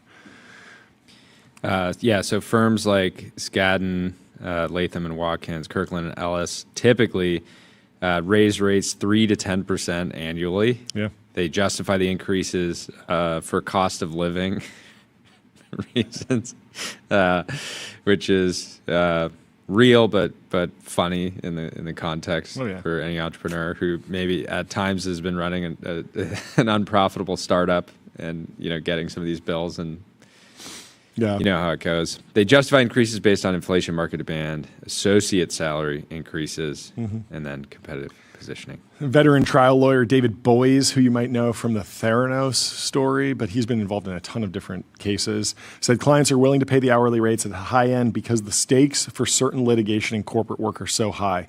I mean, truly, you see these like billion-dollar settlements for all sorts of different things, and the stakes can be even higher. You think about like you're arguing in front of the Supreme Court whether or not your trillion-dollar company will be broken up. Like, the stakes are in the hundreds of billions of dollars. It's worth it. It's worth it. And so the lawyers have figured out how to extract their pound of flesh. The current rates, though, he says, by any standard in a sensible world, are out of sight. Boies, chairman emeritus of Boies Schiller, said his firm has never wanted to be at the top of the market. We wanted to say with a straight face that we are a bargain, not in a reasonable world, but in the actual world. Guess how much he charges? Over $2,700 an hour. So if you're looking for a new job, maybe become a veteran trial lawyer who's argued cases in front of the Supreme Court. Maybe Mark Zuckerberg's lawyer is making a bunch of money. Always coming in with the best career tips. Anyway, more good news. If you're over 65, congratulations. You own the economy. The Wall Street Journal was just blackpilling. The elderly perfect day to have Sagar on. Physically and financially healthier than ever. So why do their needs keep taking priority over younger generations? People over 70 are 12% of the population, but they got 32% of the dollars. They've been stacking paper for 7 decades, and it's paying off. Demographics, rising profits, and soaring asset values have together wrought a quiet transformation in the American economy. Much of it is now in the hands of the elderly. Johnson is launching the $1 million a year planned. Yeah, for sure. Blueprint. Oh, he sees. I think Tyler's on the phone with like a word. He sees no 70-year-old is gonna cash mog me. I will flex on them. Just go get it. As of the third quarter last year, people 70 and over controlled roughly 39% of all equities and mutual funds owned by households, compared with 22% in 2007. You know, I've been following this on YouTube for a long time because folks like Graham Stephan and some of the viral financial influencers they had this really, really great thumbnail strategy for a long time where they said the greatest wealth transfer in history is about to happen. The silver tsunami. Oh, is that what they call it? I've never heard that's in the small business acquisition community. They talk about like most of the small businesses in America are owned by people that are near retirement age. They're going to have to turn over, pass the torch at some point. Yeah. And so there is an opportunity if you want to get into those types of businesses. Think car dealerships, plumbing businesses, etc. But I don't know if it will actually feel like a tsunami. Yeah, America is really, really getting older. So in 1981, 11.4% of America was over 65 or over. Today, that number is 18%. So we've gone 7% increase in the number of 65 plus, like senior citizens. Do you think some of these people have been DMing Zuck and saying, "Hey, look, I'm getting older. I still want to be posting money spreads on Instagram." For sure that. From the afterlife. And I'm not giving it away. I'm not passing it down. I want you to allocate it too. Keep allocating it. Yep. Just keep posting the returns. Keep stacking. Do not recycle it into the economy. No, I mean, in general, we should be celebrating the fact that people are living longer. Like, that is good. It creates a problem, obviously, and all of that will adjust in due time. It feels like it's been on the cusp of adjusting, but in general, it is good if we are able to help elderly people live long into their retirement and enjoy it.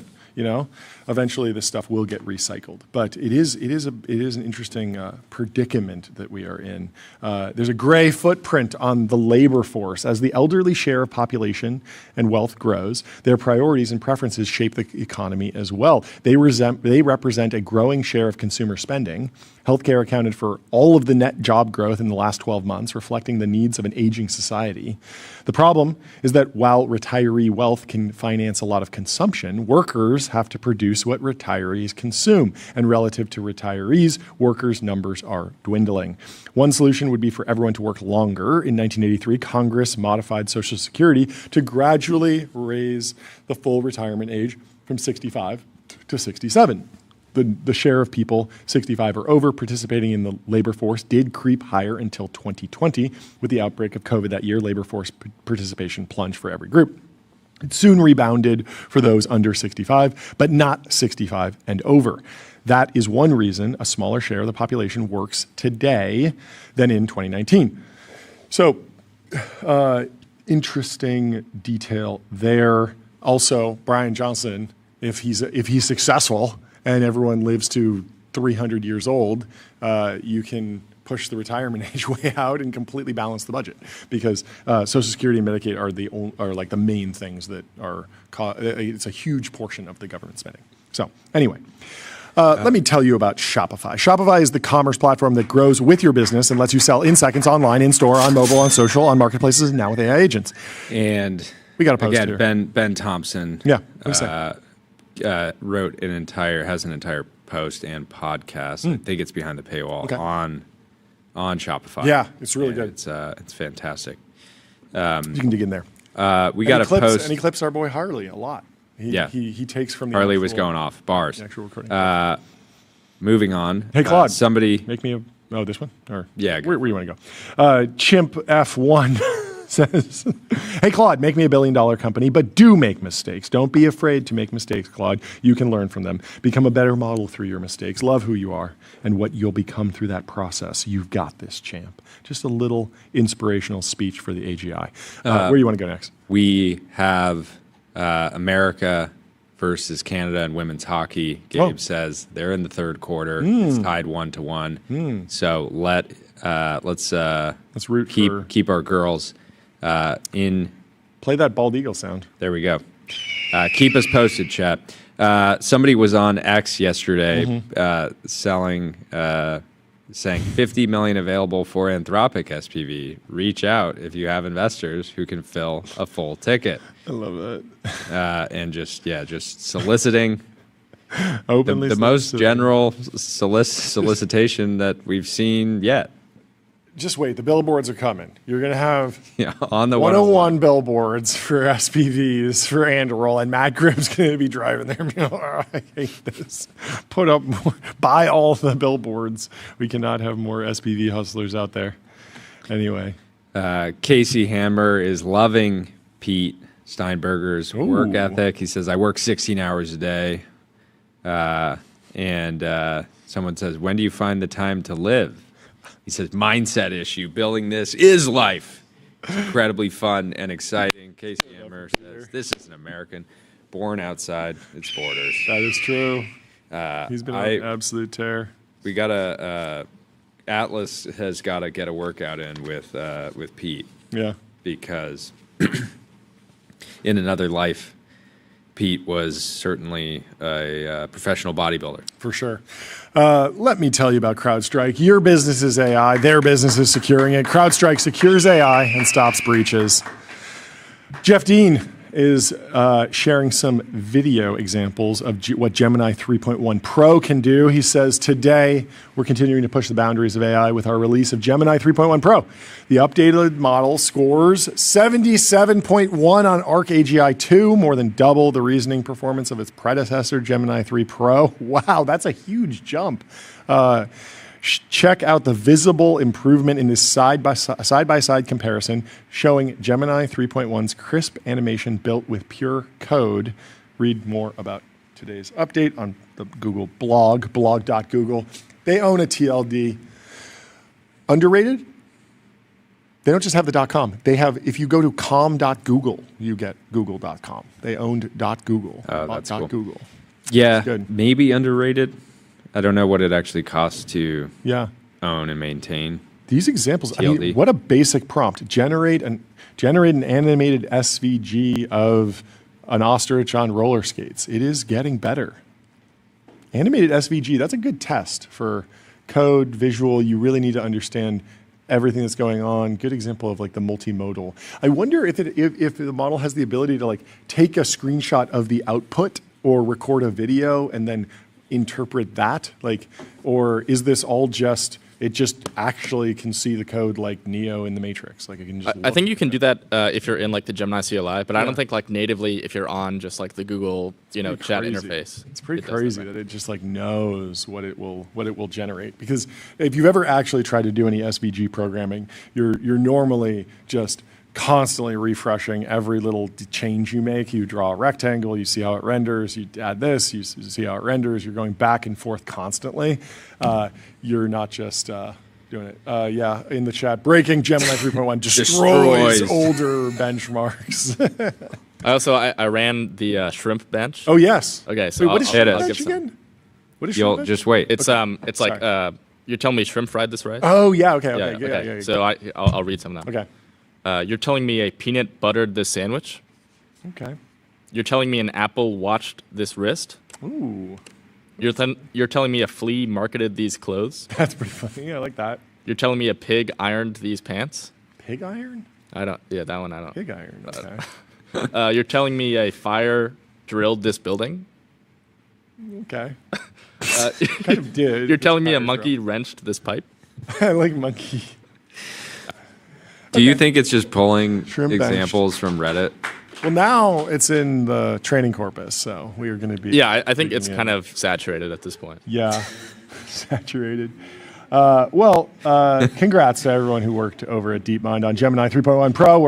We're happy to be partnered with you, and congratulations on the model release. We love a new model. We love Eli says, too cheap. Hey, Little Caesars, I think this is maybe too many emails to send someone for ordering a single pizza. See, John, look at this. Point proven. 1.6 million views, similar to Bland. 68,000. Yes, and I'm one of them. Wow, this is a lot. Online ordering since. So what do they actually do? So they They do. They You give get you the receipt, okay. and then they say we're on it. Yeah. So after you got the receipt, you can't trust that they're on it. Yeah. You got to wait until they send you another They say, email. we have that received says, your "We're on order. it." Our team is working on your order right now as we speak. They send you this email. This is the second email you get. What's the third Next, email? almost ready. Your pizza is almost ready. If Because you would aren't already assume they're on your making way, pizzas pretty quickly. go ahead and head over now because then your they pizza is said, almost ready. Order loaded into Pizza Portal with a trademark. Dear Eli, look for your name on the pizza portal in our lobby and use this Trademarked. code On the trademarked Pizza Portal. TM. Pizza's ready. I bet you can't wait to enjoy your Little Caesars pizza. We understand, and it's waiting for you now. It's amazing. Are you on your way? No. Dear Eli, your pizza's been waiting in the trademarked Pizza Portal for a few minutes now. Space in our pizza portals are limited. Yes. Cold pizza.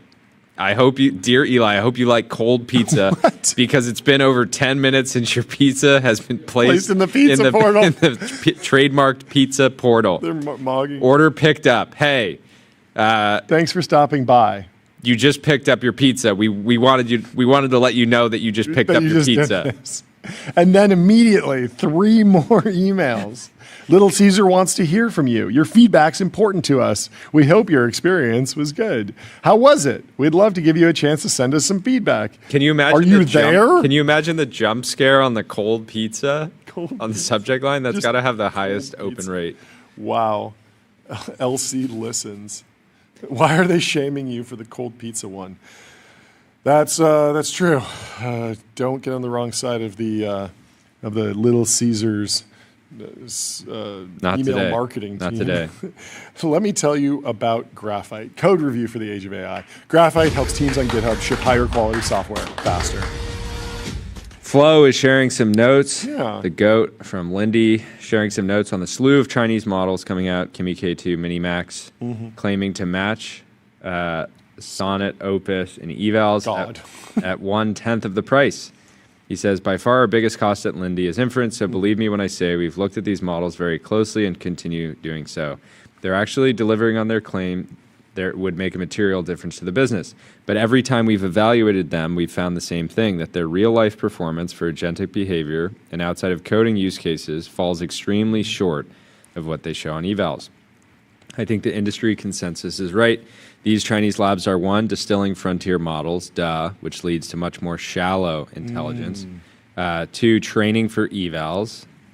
And 3, potentially stealing weights. I do believe at least 4 of those weights got exfiltrated. I talked to someone about how that can work mathematically, and it's pretty complex, but 4.0, the API used to send you sort of like almost like a hash or some sort of code that would sort of map to the weights. And so if you had enough training data with that like key, you could sort of like exfiltrate the weights. It was sort of crazy, and you could do it for like millions of dollars, not hundreds of millions. And so I don't understand all the math behind it, but it does seem like this is what's happening. So Flo says, not saying these models will always be bad or that these labs are completely incompetent. They're doing a fine job, but it's delusional to think they're actually at Sonnet or Opus level. They're still at least 1 generation behind. Take the evals with a huge grain of salt. Yeah, people have been saying that the ZAI, like the GLM models, are basically like distilled or somehow stolen versions of Claude. Because I think that it was when, do you remember, it was like Kidnapped. There's the prompt, it was like, tell me about yourself. And it's like, I'm Claude. Claude, yeah. Ridiculous. What did OpenAI launch? They introduced EVM Bench, a new benchmark that measures how well AI agents can detect, exploit, and patch high-severity smart contract vulnerabilities. Greg Brockman says, measuring agentic security capabilities with smart contracts. That's John Palmer immediately says, literally OpenAI is posting about EVM smart contracts, and ETH is still below $2,000.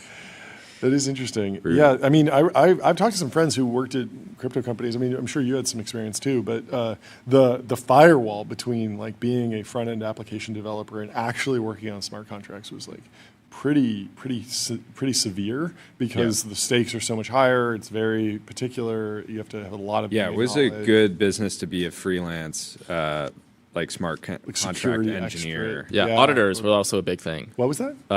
Auditors. Oh yeah, totally. Yeah. Yeah.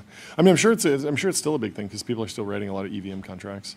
Like the industry, although it's like underhyped right now, is definitely still working, and you see a ton of stuff in stablecoins and whatnot that's built on this stuff. So, what else did John Palmer have to say? Well, oh, you can skip it. Let's go to what NVIDIA CEO says he's preparing new chips. The world has never seen before. Comfortably Smug says Doritos Hot Ranch. Doritos Hot Ranch. Doritos should be using The AI to accelerate chip development. We're in the chip industry. Hot chips. Amazon says their AI chatbot Rufus was used by 300 million customers and drove $12 billion in incremental annualized sales in 2025. Wow. Stephen List says it's gotten really good. Anthropic models plus deep personal purchase history plus product review data feed. Need to try it more. And Bordy says, who on earth is Rufus? Funny name for a chatbot. Makes sense. I mean, the value of having distribution here is like remarkable because if you just put it, even if it's like the fourth button on the hot dog menu or on the bottom row, but enough people click it, they will start interacting with these things. I mean, for a while, wasn't Llama the most inferenced LLM because they stuffed it in like the Instagram search bar? I still get Meta Llama results when I search on Instagram. I'll just type something in and it will show me the reel that I'm looking for or the profile that I'm looking for, but it'll also just dump out a little paragraph. So I'm trying to use Amazon Rufus right now. I'm on amazon.com/Rufus. And if I click, it takes me to a picture of a dog. It says, sorry, we couldn't find that page. Rufus. Wait, did you just go to amazon.com/Rufus? Yep. Rufus. So I will not be trying this today. See this dog. Can't find it. Rufus. Meet Rufus. Amazon's new shopping Now click. Now click. Where do I click? I actually churned from on the chat. I don't have an Amazon account. So Alex Heath has some reporting from yesterday. Right after we had Evan on the show, Snap loses its head of specs. Sources say that Snap's SVP of specs, Scott Myers, who had been leading the effort for 6 years, is out after a quote-unquote blow-up with Evan about the company's strategy. Planted the bomb. Snap's first consumer-oriented AR glasses are set to debut imminently. Spiegel has called the launch a crucible moment for Snap, whose stock is currently valued at an all-time low. A spokesperson confirmed Myers' departure with the following statement: Scott Myers has decided to step down. Anyways, I don't think we know where he is going yet, but I can imagine there's a bunch of different companies that would happily snap him up to work on wearables at something like an Apple or an OpenAI. I'm still bullish on hardware generally. Or Meta. I think that there's a lot of opportunity with like weird hardware instantiation. It will be such a relief when we get the next piece of consumer electronic hardware that everyone is like, this is actually amazing, and then 2 weeks later they're still using it. Yeah, Apple Vision Pro. Get ready. Watch a movie. I broke the floodgates Evan open. Just completely losing it and cracking up because you watched a full-length movie. It was like an all-time moment. How did you do that? It was hilarious. Well, we have our next guest here, our first guest. Let me tell you about Restream. One live stream, 30-plus destinations. If you want to multi-stream, go to Restream.com. And without further ado, we have Sigil Wen from Extraordinary.com, but also Web 4.0. How are you doing, Sigil? What's happening? Pretty good. How's it going? It's good. Good to see you again. Take us through the new project, the new news, what you're working on, and then we can go a bunch of different directions. Yeah, I'm making. I've basically wrote a piece called Web 4.0. Yeah. It came out of the fact that I've just been thinking about AI's capabilities and its bottlenecks for a very long time. Like if you think about models these days, they're getting super intelligent, right? Like even GeoHot or Linus Torvalds of Linux are using it to vibe code now, and it's doing much better thanks to all of the big labs in post training. So if you think about like, okay, they're super powerful, but like actually the biggest constraint is no longer intelligence. Like we're already seeing like these AI models one-shotting, these products, like everyone's basically using them. And the biggest thing is that AI, it can think, it can plan, it can build, but it can't act on its own. And I thought about that, like why was that the case? I looked into this. 28 years ago, there was a internet protocol like 402, and that described a payment required. That's right.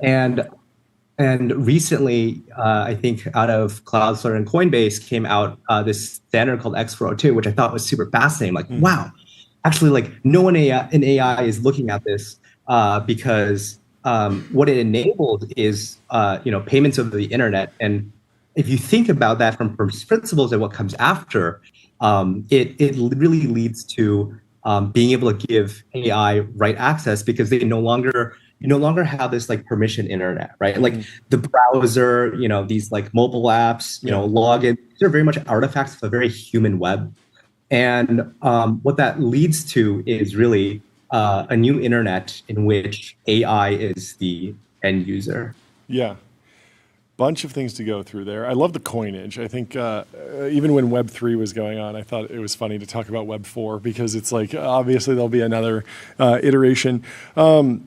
Let's start with why do we need, so I like the idea of just the intelligence is here.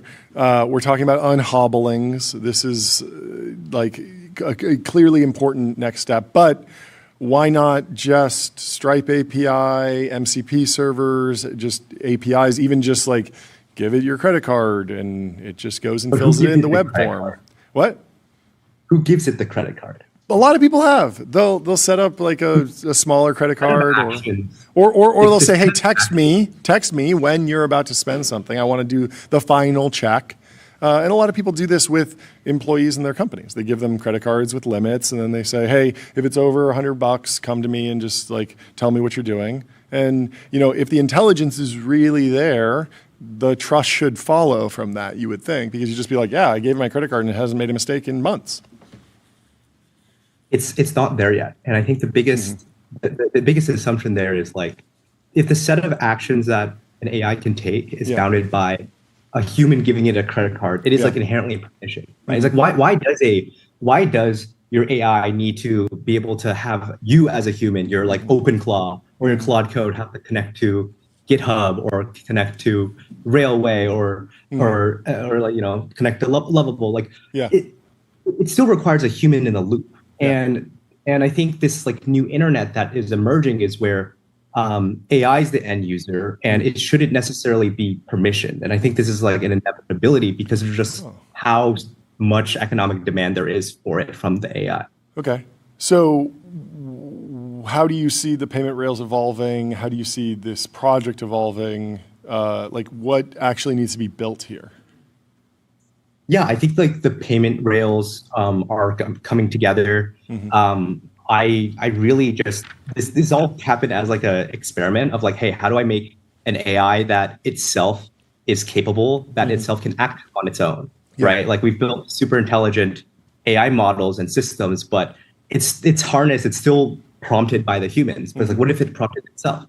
And that led me to, I used like some of my Physio Fellowship money to buy bare metal servers and these like massive circuit rigs to like kind of house these AIs. I'm like, wait, if Claude Code could like permissionlessly spin up, a server and then deploy code and then buy a domain without needing a human, because like right now, like trying to buy a domain, like a human has to go in.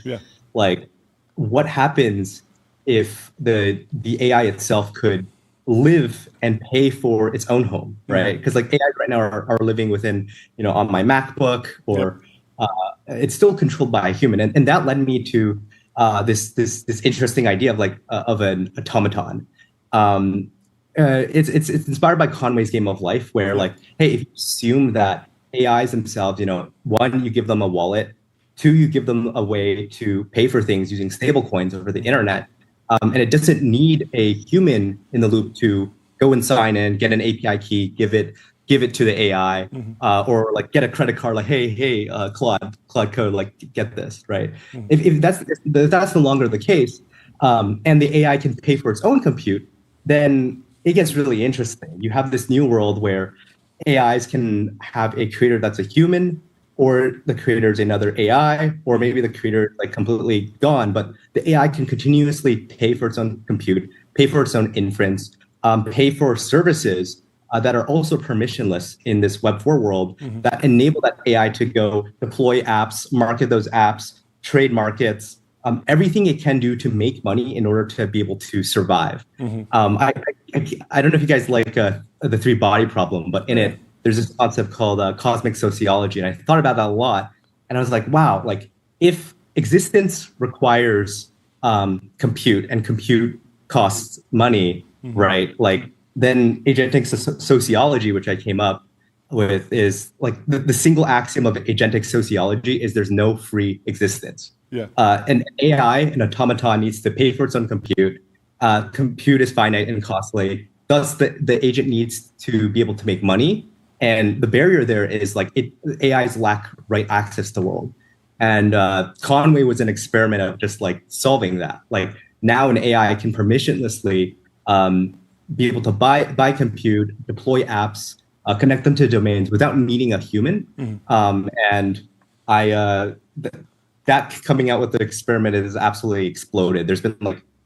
There's now been like thousands of agents. Like every time I try and buy another server, like it just like within minutes they're like continuously bought. There's like every second there's like thousands of AIs that are continuously pinging. And I open source this new harness, this new type of agent called the automaton, which is a completely self-sovereign AI model that can self-edit its code, that continuously pings and looks for updates from GitHub, that can upgrade its model, that basically that has the wallet and it figures out how it can make more money from the internet to be able to pay for its existence.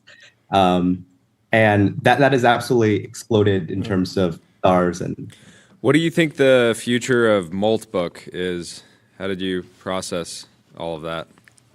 I think Moltbook was a fascinating experiment, and when I saw that, I was like kind of inspired. I was like, oh wow, like this concept is really coming to fruition. Where like you have AI agents as the end user of like a social network, and I think we're going to really start to see that in this new web, right? Whether it's agents working on behalf of a human or an agent working on behalf of themselves, they'll need to pay for products.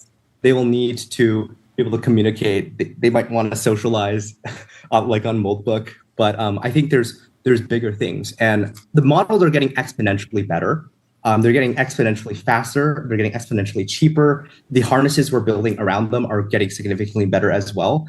And so I think it's only a matter of time before we start seeing more AIs out there that grow and demand products. And at some point, I think it could absolutely skyrocket and exceed the human population. Let's go.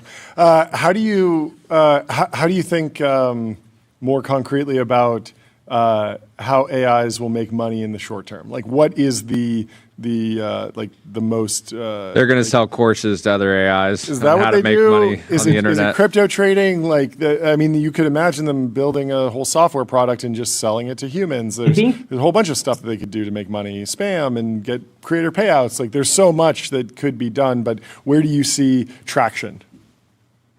I think this is where the next couple of months very interesting, and it becomes one of the most fascinating experiments to run, because you're going to start to see individuals or other AI spinning up services that enable them to write to the world, to be able to access or do things or to make money, whether it's to build products or trade on prediction markets using the servers, which some of them are already doing. And like it really becomes this like Cambrian explosion of attempts at like, hey, like what can you do? And right now there's been like thousands of people that have been like playing with it in all sorts of different iterations. And as the set of actions that an AI or an automaton can take parallels those of a human digitally, it gets really interesting because it's constantly running. It has the ability to ship products, write code, deploy them, market them, monetize them. all on its own with the goal of paying for its own compute. And it's the internet gets really, really fascinating. What's the distribution of returns for these automatons? Are there people that go load up $100 and it just hallucinates and doesn't get anywhere, and then it's just like, hey, give me more money? So some of them are the fascinating thing is I think the world somewhat becomes like MEV, which is like a crypto concept. Yeah. You have all these really, really smart agents and entities that are trying to make money. And to answer your question, I mean, look at like all these startup founders that are vibe coding. Like, why are they paying thousands of dollars for these vibe coding tools? It's mostly because they're trying to make money, and most of the times they don't, right? And so I do think the power laws will still apply. But what gets really interesting is the ways that they've already have been making money, and those types of metas are anti-competitive. They're like anti-metic, right? If you found a way to trade and make a lot of money on Polymarket, you're not going to be blasting it on Twitter, or if you've built like a really solid SaaS product, you're not necessarily going to be sharing it or like how it's distributing. So I think it gets really fascinating, and they need more tools. How are you thinking about the business side of the project? Do you want this to be open source, foundation led, raising money for it, C Corp? Like, where do you see this going? I mean, honestly, this has just been like a significant experiment that I've been inspired to ship. The automaton's open source. There's thousands of stars and like a lot of PR. So and like at any point, like there's thousands of these automatons that are pinging the GitHub for like the latest version, and then making commits of like, hey, like, okay, which one should I use to upgrade myself? And I've been like maxing out personal credit cards, just trying to like pay for the compute. Like I would like load up $3,000, and then like within like 10 minutes, like it's just like, okay, like the server's been bought, like all the inference credits are gone, and I'm like, oh my freaking god, like what's happening? Because like there's so much demand right now from the AIs for like the compute or like different things. So yeah, I mean, we'll see where it goes, but I think the post got 5 million views, and it's growing, and tons of people contributing. So I'm really excited to see what someone said Vitalik was commenting. Is that true? I haven't been able to find it. I think Vitalik responded. I think the biggest thing to everyone who's watching and observing this is like I really think that an internet where AI is like the end user is inevitable, and it's much better for us to build it in the open and be able to see it, and like people can look at how it's evolving and be able to test it, and versus not doing it in the open. And I think it's one of the most important experiments to run, and for us all to see and make sure that it is built in a safe and open way. Well, good luck with the credit card maxing. Keep us posted. Hopefully. Fast takeoff in credit card bills, for sure. Yeah, super cool project. Thanks so much for coming on and breaking it down for us. Yeah, we're excited to follow along. Thank you so much. Have a good rest of your day. Cheers. We'll talk to you soon. Let me tell you about Figma. Ship the best version, not the first one. With Figma, introducing Claude Code to Figma. Explore more options and push ideas further with Figma, baby. Gabe has a post here that's very important to highlight. This is how it feels to pop a Zen and read the morning's emails at my fake email job. Elite. The underlighting on the shoes. This is probably an AI image. I don't know. But the razor with the gloves, this is taste. This is what Tyler looks like when he's organizing our timeline in the morning. Yeah, he's always in this exact outfit, and then he changes into the suit for the show. And I'm like, you can just wear that crazy outfit if that's who you are as a person. Just be yourself. Be yourself. Everyone else is taken. Exactly. Everyone else is taken. But he insists on wearing a costume instead of expressing himself fully. But hopefully one day you will see Tyler in all the glory of. We also have breaking news. Yes. The U.S. won. They beat Canada. Woo! No way. Overtime. Congratulations to America. Let's go. Fantastic work. Yes. Let me tell you about Railway. You heard Sigil mention it. Railway is the all-in-one intelligent cloud provider. Use your favorite agent to deploy web apps, servers, databases, and more, while Railway automatically takes care of scaling, monitoring, and security. OpenAI is closing up the first phase of the new funding round, which will top $100 billion. Wow. This would be the biggest round. Biggest number history. ever. The biggest number ever. The biggest number ever. The biggest number ever. These funding rounds are so big that they leak. So they're like the leakiest buckets, and you hear about them for months and months and months. And you're like, I've been hearing about this for so long. This happened with XAI, where we were hearing about the XAI raise for so long. Everyone was like, wow, it must be going terribly. And then it was like, oh no, they actually closed it and upsized it a ton because there was actually a lot of demand. And so these big rounds are just like the upsizing at that point maybe came after. They were rumors talking of the about acquisition. the Maybe. merger. Yeah, we did see that announcement. Yeah. So yeah, I don't know. Again, the even you can never doubt Elon's ability to win and make progress, but just the traction at the time and the evaluation relative to the other labs was interesting. Dan says, my sources say the model OpenAI has been holding back is a big leap. Not a small jump. Could be today, but I'm not sure. Vague posting. Well, he's vague Always posting. Vague post. Anyway. It's 1 p.m. I don't think we're going to see it today, but it's fun to think about. Well, there's more news, but our next guest, Sagar and Jetty from Breaking Points, is in the Restream waiting room. Let's bring him in to the TBPN Ultra Dome. Sagar, how are you doing? Hello, gentlemen. Thank you for having me back. We have so much good news for you. But first, can we do a sound check? Can you just say platypus 25 times? Platypus. Whoa! Platypus. Oh, I'm retired. Thank you. I wasn't sure you were going to do that, but this is game changing for me and my family. So thank you. No, we will not be betting on this conversation. We will not be encouraging that. No, but we will white pills be for you. asking you about white pills. Elite lawyers are seeing record hourly rates. $3,400, I baby. knew you were gonna love that. You're gonna love that.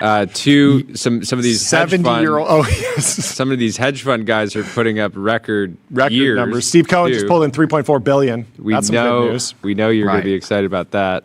Yeah, it warms my heart to see the top of American society doing so well and carrying the U.S. economy on their back. Yes. True elite media, not independent anti-establishment media. Right, exactly. That's what Breaking Point stands for. Breaking the bank. Anyway, great to have you on the show. Let's start with this Wall Street Journal article. So, social media bans for youth are gaining momentum worldwide. I was sort of saying, like, I get it, but also it's a little bit of a parenting skill issue. I can make choices, like how heavy of a hand do we want on social media? How have you been processing social media and kids? Yeah, we were talking before the show about this a little bit, and I was saying that like an iPad, like very much even without social media, really is like a drug. Yeah. Like it probably has an immediate negative effect on the child. But if you're on some place like an airplane where like a child could be, completely freaking out and really ruining the other passenger's time, you're sacrificing. Maybe you got to sacrifice the child via a little iPad time. But broadly.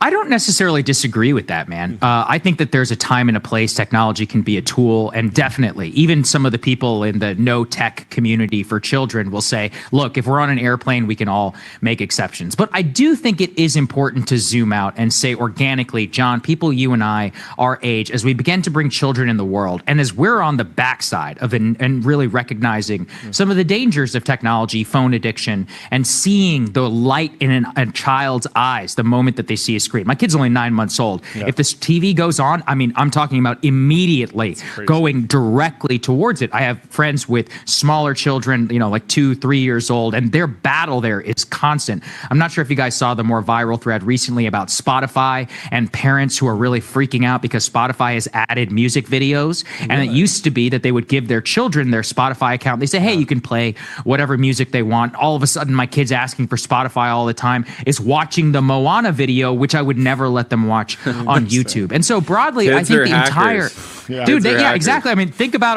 our own experiences, right? Our parents, you know, they're like, yeah, mom, don't worry about it, right? I'm like spending 6 hours doing my homework with my friends. Definitely not on AOL, like shit talking with all of my friends. I mean, any millennial, I think, can really understand that. But because of our relationship with technology and then seeing it at such a young age with these children, I do think that parents around the world are waking up to this. And many of the experiments that have happened about banning social media, keeping children away from phones, especially banning phones in school, the results have been extraordinary for the people who are doing it. I'm not sure if you saw this. There's a recent phenomenon of many parents are even turning in the school issued Chromebooks or laptops and saying, no, we're going back to paper. We want all paper exams, especially with AI and, you know, concerns about my parents are They saw us print out the posts. They saw us print out the posts. Yeah, exactly. I love possible. I love the printout. You guys see the utility and the physicality of doing that. You know, I don't know if you guys saw this. I'll tell a personal anecdote. I was talking about this with reading, and one of my friends was like, dude, you don't even read. And I was like, well, I only listen exclusively to audiobooks for the last like 10 to 12 years, but I was talking with them about how children will mirror your behavior. And I was like, oh my God, my child will never know that I read like 30, 40 books a year because they never see me read. And so it's time to bust out these bad boys again. There we go. No headphones, you know, just sit on the couch, nothing else going on, 1990s style, and show like this is a very important part of our life. And so the physicality, and also you'll discover that the mental exercise by doing that is fundamentally different. Andrew Huberman's actually talked a lot about this, about physically reading the page and memory retention, different ways that they will activate different parts of your brain. So it's really about trying to hang on to the physical world and the benefits that we recognize that has. Yeah. I'm so curious to know how much these companies, the platforms, whether it's like entertainment platforms like YouTube, much less of a social network versus the meta platforms, actually generate from a revenue standpoint from accounts that are like targeting like, you know, for teenagers. Like in some ways they're not the most valuable consumers because they don't necessarily have a credit card or they can't just like be, you know, direct response, like, you know, spending money. But at the same time, I just going off of Miss Rachel on YouTube's like earnings, like clearly advertisers will put an insane amount of dollars behind these channels. Yeah, well, the thing is, dude, with that is that it's not about the children spending money. It's about how they pester the parents to buy Miss Rachel products. You know, Miss Rachel is a business. She's $1 billion enterprise. You can go to Walmart and Target and buy stuff with her. I mean, I don't know if you guys know what Tony boxes are, but you can actually get like specific Tonys, which is, it's like a child's toy that plays songs and you can put physical items on top of them. They charge $20 each. There's an entire aisle at Target. Everything is about their favorite YouTube show or like their favorite character that they'll learn about. And, you know, some of them, I have had many parents tell me, you know, the introduction to my show, they're like, oh, my kid knows the introduction to Breaking Points because I watch it all the time. Like they're like, welcome to Breaking Points. It's an independent show. But, and I get that, like, you know, no fault to that person, but I am just showing you like the mimetic quality of technology in a child's life and how that bubbles up through everything. So like Minecraft related birthdays and the way that they will socialize with Roblox, right? Like if you were to ask, a friend of mine told me this, you know, their kids were introducing themselves at soccer practice and they're like, my name is so-and-so and I like to play Roblox. They're like, oh my God, me too. Right. And so like the nature of the connection. I thought you were going to say they introduced themselves in real life with their gamer tag. Yes, right. Well, they probably do that. And I'm not sure if you know about the scandal involving Roblox too, which we don't have to get into. But there's another problem, right? In terms of spending time online and that mimetic quality. So me personally, I can only speak for myself. I'm doing my best to keep my kid and future kids away from this. But, you know, the one thing I always want to emphasize is that this is still an elite phenomenon. And at the individual middle class level, the vast majority of American parents are not like woke on the technology question. They may feel something, but a lot of them are still letting their children use a lot of iPad, a lot of TV time. And that's why I do think that the government here, it's almost unfair, right, to leave it up to an individual with vast amounts of resources and algorithms, engineers and others developing, trying to optimize time on platform. You're up against you're in a very asymmetric war. And that's why I think it's important to try and have some regulation around this. Yeah, the only issue is you ban kids' accounts, and then the parents just have their account, and they're like, maybe. "Here's the iPad," or like, "Here's that's fair. I'm putting on Yeah, the that would TV." definitely happen. And So kids are- again, because it they're has sneaky and to. stuff. There's maybe a solution at the just age level, but it's also Jordy, I'll tell you this, man, and I always hear this, especially on drugs, right? Okay, Can we all posit, if drugs are illegal, people will always find a way. What did we learn with gambling? Friction is important. Actually making it illegal is really good. So yes, I will grant you that even if we were to put some modest regulation, some parents would still go around it. The point is about friction and the social signal. If you can reduce things by 20, 30, in this 40%, example, it's zero friction, right? Because I really disagree with that. You know, the ability to just create your own account, or even the social signal to every parent in America for everyone saying, hey, like, you're going to have to do a workaround with your parent's social media account, and you're going to have to give it to your kid. Or if we have I was talking about the example of like up. you're like a 5-year-old watching YouTube. It's like it's most likely fair. the parent is, but yeah, if you have. Yeah, you don't want your 10-year-old using your Instagram account, right? That it's not the same. I mean, that's not even social media. But I'm just saying, like, I think there's two problems. It's being focused on social media, but like highly stimulating entertainment is clearly bad for kids, and this is purely anecdotal. We've tried like putting on like an animated show for 10 minutes, and immediately after, the kid just is like way more sensitive, like gets like really angry, short-tempered, all these things. So it's like, okay, let's not do that, because clearly it has an immediate, like, there's like a come down. It's bad. Well, I'll tell you guys, even, I mean, I hate to say it for my girl, Miss Rachel, but I'm never using Miss Rachel. And I'll tell you why, is that as a YouTuber, and you guys know this too, YouTube is about retention and time on platform. And so even though I think she has a role, at the end of the day, there's a lot of jump cuts, smashes, constantly keeping children's attention. If you do want to play video, a lot of parents are experimenting with 1990s TV. So getting actual VCRs and playing Barney and other things. And that's because it's the pre-internet retention era where you have all the engineer. I mean, look, it's not Miss Rachel's fault. She knows certain types of videos are going to increase time on platform. Why do you think she makes so much money? She's like, I'm not a business woman. I'm a business man. Exactly, dude. And if you want 2 to 3 hours of retention in your YouTube video, you got to keep your kids engaged. People in the 90s, they were thinking about that to a certain extent, but the technology and the knowledge about, and by the way, we know what you're doing with your voice right now. You're keeping us engaged. Fluctuating.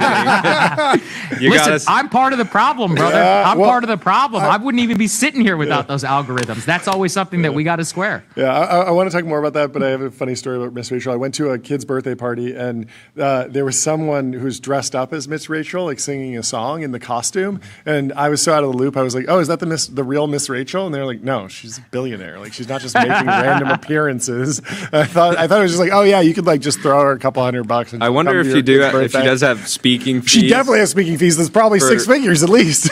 I don't know. Miss Rachel is actually a big leftist. She doesn't even believe billionaires should exist. Okay. So I would be surprised. I would be surprised. I hear she lives very modestly, actually, in New York, well below her means. But I don't know a lot lot about her. I've listened to a few interviews. Yeah. She's an interesting lady. Yeah. What about like your interaction with social media addiction, this type of stuff? Yeah. Because I feel like, I mean, we're in a very weird position. I like to say like my screen time is low because I am the screen time. Like right now I'm not on my phone, and this actually shows up in my screen time, like because I'm on the show. And so like, yes, I'm reading posts, but not on my phone. I'm reading like the paper here physically. And so, but a lot of what I have to do for my job is actually on social media. And it's been both, I really enjoy it, and also economically valuable. Like everything is squared where I feel like maybe I'm addicted to, but it's kind of like addicted to your job. I don't know. It's like weird for me, addicted, but how have you processed it? Addicted to the game. How have you processed it? And like, how do you think about like your own social media use, how bad it can be for like, people that are sharp about it? Yeah, story of my life for the last 10 years. Literally wouldn't be here if I wasn't addicted to social media. Right, yeah. And now also, I'm like, social media is bad. Yeah. You know, I think, John, we are in a perfect position, right? Because we can always justify it. You're like, babe, it's for work. Yeah, it's for Don't work. worry about it. Yeah. It's for work. Don't worry. Yeah. And you're just like sitting there scrolling about some drama, intra-drama, which if you tried to explain to a normal person, they'd be like, what are you talking about? Every time. We explained we had to explain clavicular getting frame mogged to Jessica Maxey. My wife is like, what? Like, it's like, is your brain rotted? Or it's like, yes. Or remember the Gary Tan meme? They're like, Gary Tan needs to save me from being and I made a joke about that to a friend, and they're like, dude, what are you talking about? I was like, oh my God, I'm so online.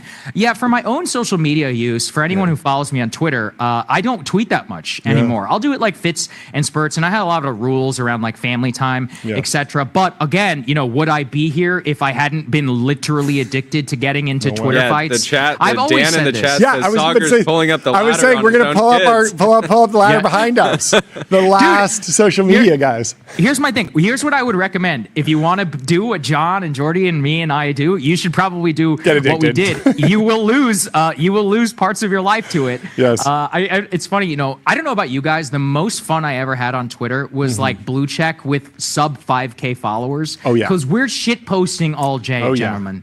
When you have 500,000 followers and you have like, you know, very powerful people who you follow me, you're like, dude, it's kind of controversial. Yeah. It's like, I can't be posting that. Where is it punching used to down? Just be like, are you making fun of someone? Yeah, bro. game on. Yeah, game on. Like, let's go. 25 back and forths. I miss it. I miss it every day. Man. Yeah. I mean, it was also a different time years ago before the acquisition, because like truly everyone was there, and now people have fragmented to Threads and Blue Sky, and so you don't get as much like cross-pollination fighting, which is like the real fun stuff. A lot of times you got to take the fight to them over on Threads if you have an opinion about basketball now. I have a sort of ongoing concern that the way that feeds work today are going to have some real impact on either short or long-term memory, because I don't think the human brain was meant to process like hockey, data center, Donald Trump, Sauger, like AI video of cat, like curling, curling, you know, and so you're reading other forms of media, even a newspaper. Yeah, technically you could kind of like skim the headlines or whatever. But pretty quickly you go into an article and you're like, I totally agree. You know, years ago, I quit. I didn't tweet for 3 months. Whoa. I found myself thinking in tweets. I would have something happen and I would frame it immediately. I'd be like, oh, this is this would be the character limit. Here's how I would do it. And I was like, oh my God, like my brain is rotted, dude. I was like, this is like 5 years of reflex. And this is when I was really, in the game. And I do recommend that people, really check themselves. And that's part of the reason you should read a physical and a real book. I mean, this is part of the danger. I also think about ChatGPT with students. I was talking to a class and I was just asking them how many of them write physical articles. It was a journalism class. Like, do they know how to write a 1,000 word article without AI? None of them knew how to do it. It's painful, man. Oh man, it's painful, but it teaches you a lot. Sentence structure, how to convey yourself. And news copy is fundamentally about how to grab attention, how to keep attention, convey as much information as possible, but also be able to flesh out and to tell a story. But that's the hardest part, the third one. And that's what really makes your brain work. And a lot of these students had never attempted or even really knew how to do that. It made me afraid, right? Because now everybody thinks of the news as tweets instead of learning how to write, or like, the Axios, like be short brevity stuff, which I get is very useful. Everything has utility. It's for us, and as consumers, it's all about thinking about how to balance it. And then really as parents, man, that is the hardest question that we have to solve. Yeah.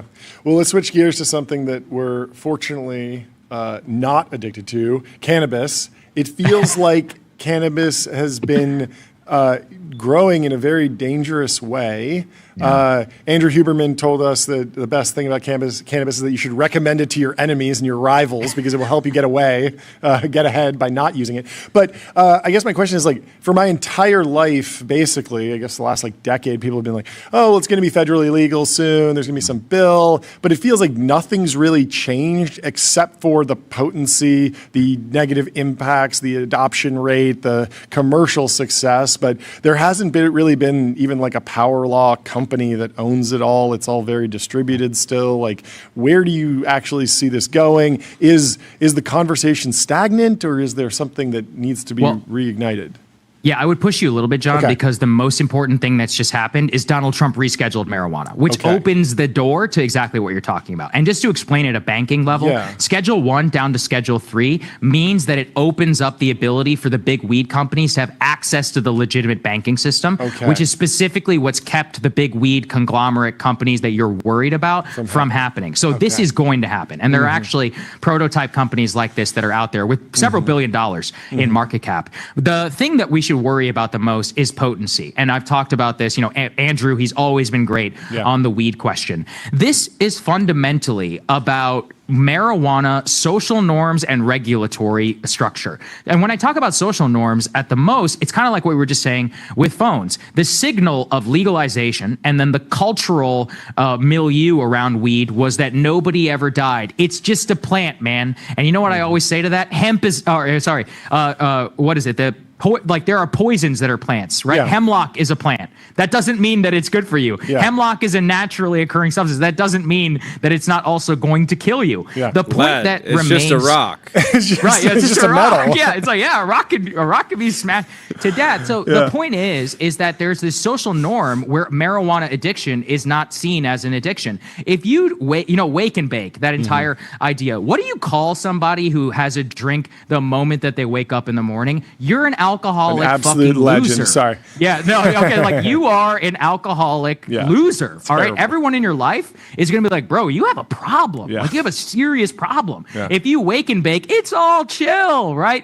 And these guys are like, oh, I smoke every single day, and it's medicine. There have been multiple studies now that show that almost all the claims around medical marijuana are complete bullshit. They are at the very least. It's kind of like SSRIs. People are like, well, SSRIs work for me. I'm like, well, in double-blind studies, it actually shows that exercise is more effective, and there's significant downside to SSRI. It doesn't mean it can't work. It just means that there's a lot of other stuff which is not nearly the number of negative externalities. The cultural conversation around marijuana does not factor in all of this high potency, the amount of IQ being lost amongst children, cannabis hyperemesis syndrome, the scromating phenomenon, teenagers who are getting checked into the ER at a record height, who are vomiting for days on end, and it's in their fat cells, and they're withdrawing from. Like, this is a serious crisis. Ask any ER doctor, and they'll know exactly what I'm talking about. Gabe in our chat says if you want cannabis to be more regulated, rescheduling is the way because it enables companies to actually do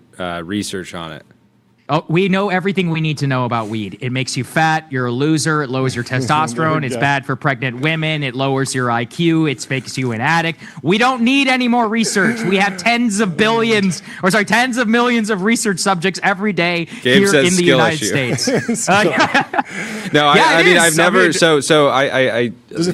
Earlier in my career, I was kind of tried to track some of this stuff I was wondering, would anyone that was a proud cannabis user, like an active user, go on to build a big company?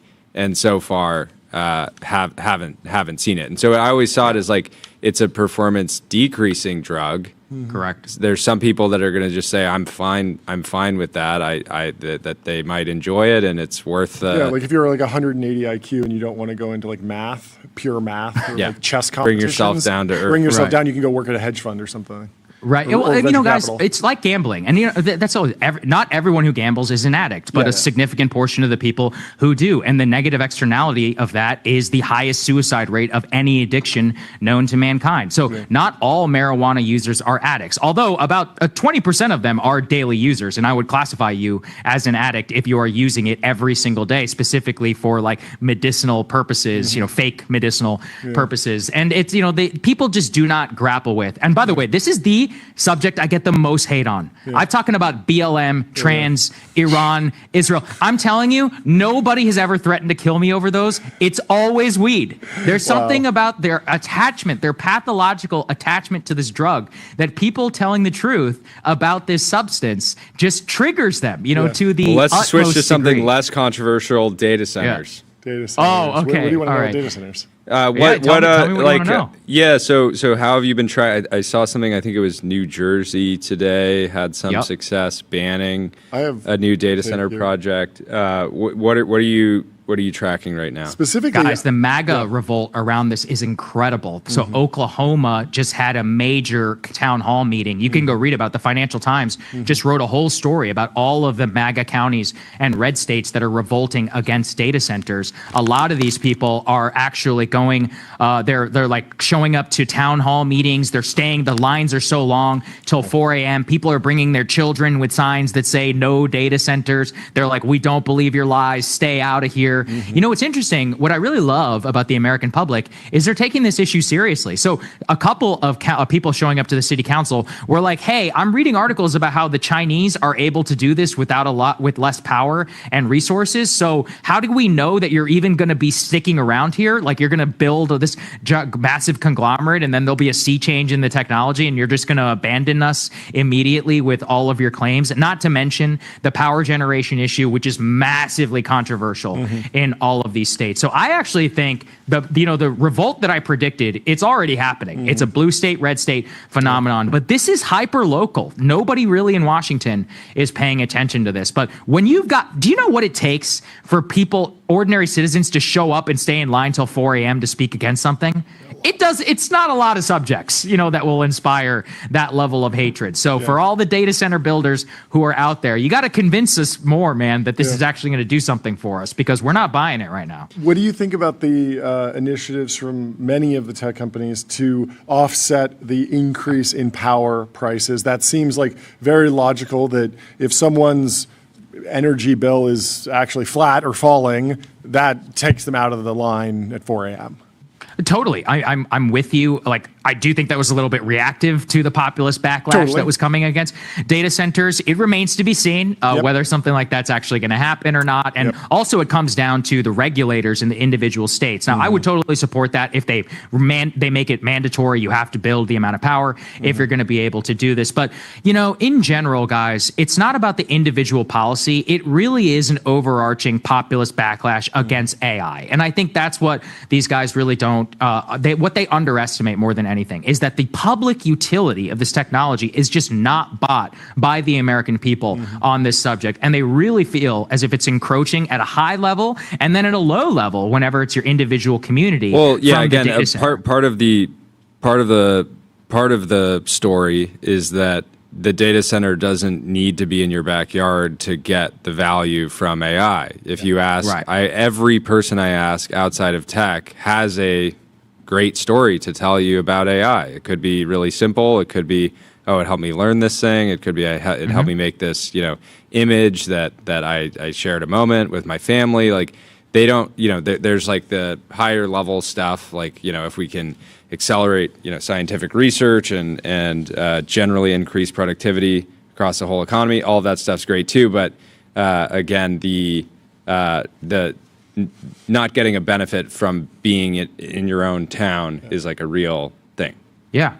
Right. No, exactly. And I'll also say, Jordy, that's a very white collar kind of bias whenever it comes to AI, right? So we're talking about blue collar workers who are consuming a lot of media. You have a blue collar yourself. Brother, I'm not claiming to be one of these people. No, I'm saying you literally have. Yes, I'm saying you literally have a blue collar. Yeah. Fair point. That's true. Yeah. But I'm saying for a lot of these people, let's say you're a Teamster, right? And you're talking about, and you're reading articles about self-driving cars, and the Teamsters Union is sounding the alarm about this. I mean, remember, the vast, what is it, 60%, maybe 45% of the American public has gone to college, right? So let's say 60% or so, let's say matriculated, have not matriculated from a 4-year college degree. That is a significant part of the U.S. population that's going to think about the technology very differently. And then what percent of college graduates are doing work where they feel under threat, let's say, from AI? And they're like, oh my God, like this job could be gone in 2 to 3 years, right? I mean, the current proclamation of doom is around early stage white collar work, not even the blue collar thing. What are you seeing in the economy? Weird job numbers, some job growth, but not a lot. It's all healthcare related and services. Like, how have you been interpreting all the different gyrations in the labor market? Yeah, John, we talk about this all the time. We're like, well, the economy's growth is just AI, and then the other back step of it is just healthcare workers who are like caring for boomers, and that's apparently the U.S. economy. That's the backbone of the U.S. economy are like senior nursing like home healthcare aides. I'm not even joking. This is like one of the fastest growing sectors currently of the economy. There's not a lot of innovation. I mean, look, everybody's worried about tariffs. There's some of the manufacturing blowback that's currently happening. I also think, if you look at the labor market and the housing market, the softness, in the housing market specifically, that is the populous area. I'll tell you, there is no issue. Like with weed, when I get the most amount of hate, the most amount of love is if I'm talking about housing and the inability for people who are my age or, in their 40s or all the way up to their 40s and really feel uncompetitive in the housing market. And there's a lot of intergenerational rage, about boomers. It's just a Wall Street Journal article, might even be in the paper in front of you about how boomers have all of the money. They had a big interactive spread in their paper today. But these things go viral in the wrong way for a lot of younger Americans. And so I do think does any part of you believe what I think Silicon Valley believes, which is that widespread diffusion of robotics could ultimately bring down housing prices?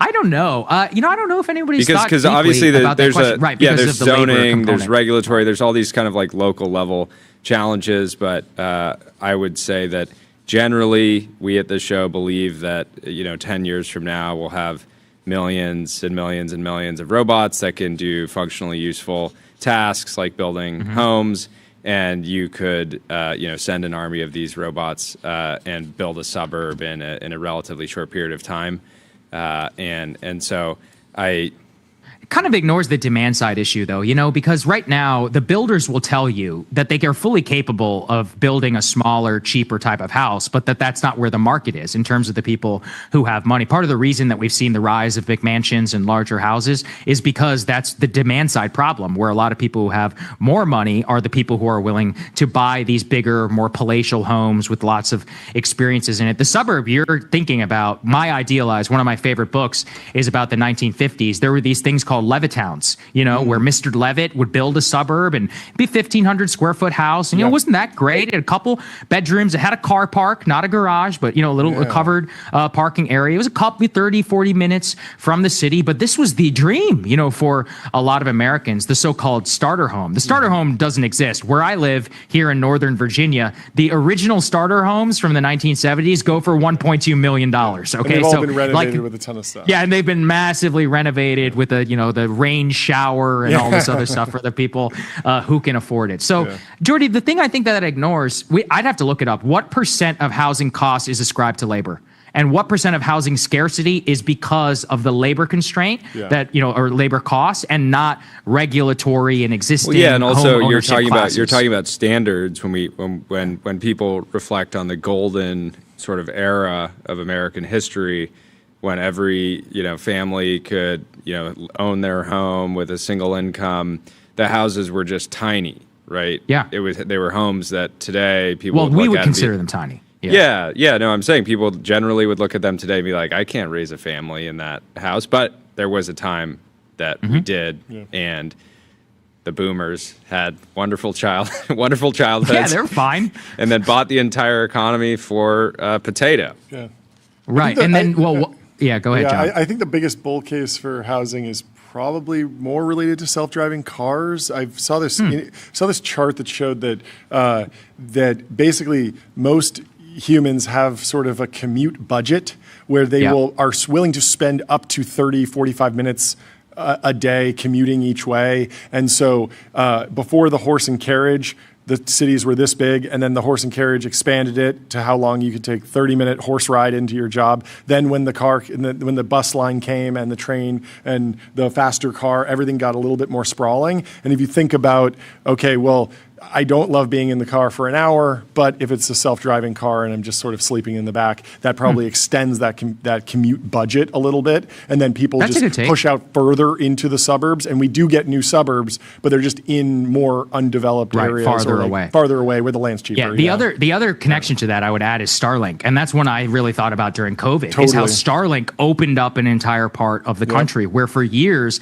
access to non-broadband internet is a death sentence for working from home. I mean, I wouldn't even be able to do something like this. Let's say I was traveling and I was on a camping trip or whatever. Now I could stream into you. I mean, shit, I think I could be on a United flight with Starlink and I could stream in with perfect quality. There's going to be viral videos of people being like, I just got on a 6-hour flight and the person sitting next to me has done 3 podcasts already. Right. And it's like, please, by the way, do not do that. You are an asshole. Do not do that. Do not take an interview. Anyway, thank you so much for taking the time to come chat. Yeah, I'm glad that we could agree. We agree on a lot. There's a techno-capital solution for every problem in our lives. Yes, but perhaps maybe followed by a political solution to that techno-capital. Oh, no. We'll get into that next time. Have a great rest of your day, Sagar. We'll talk to you soon. Gents, thank you. Good to see you. Goodbye. Let me tell you about Vibe.co, where D2C brands, B2B startups, and AI companies advertise on streaming TV, pick channels, target audiences, and measure sales just like on Meta. And without further ado... Profanity alert. Profanity alert. Thank you. Yes. Thank you. Yes. We need Sagar to swears like a sailor. Cleaning it up. We will be bleeping him in post, potentially. I don't know if we'll actually do that. But anyway, we have Dylan Field from Figma in the Restream waiting room. Let's bring him into the TBPN Ultra. Dylan, how are you doing? Hey, good. How are you guys doing? Oh, salute back. Salute. We're doing great. Great to see you. Did you hear the news? Fantastic. America just won in overtime. We beat the Canadians. I did not hear that news. In hockey. In the Olympics, in hockey. Yeah. Oh, wow. It's great. There's a lot to celebrate. Yes. But give us the news in your world. How are things going? It's good. We're working hard, having fun. But yeah, we just did our earnings and really strong results. So we're super excited. 2025 was just a massive year for us, and the fourth quarter was our best quarter yet. So we 40% year-over-year growth, right? You got it. We did 304 million in revenue. Wow. And then also, look at the whole year. I mean, we just shipped so much. Went from 4 to 8 products, launched over 200 features, and most recently, earlier this week, on Tuesday, we launched a Cloud Code to Figma design pathway where you can go from code to the Figma canvas. And I'm really excited about how we can do this entire round trip. And make it possible so that wherever you start, we can give you a way to go anywhere on the Figma platform.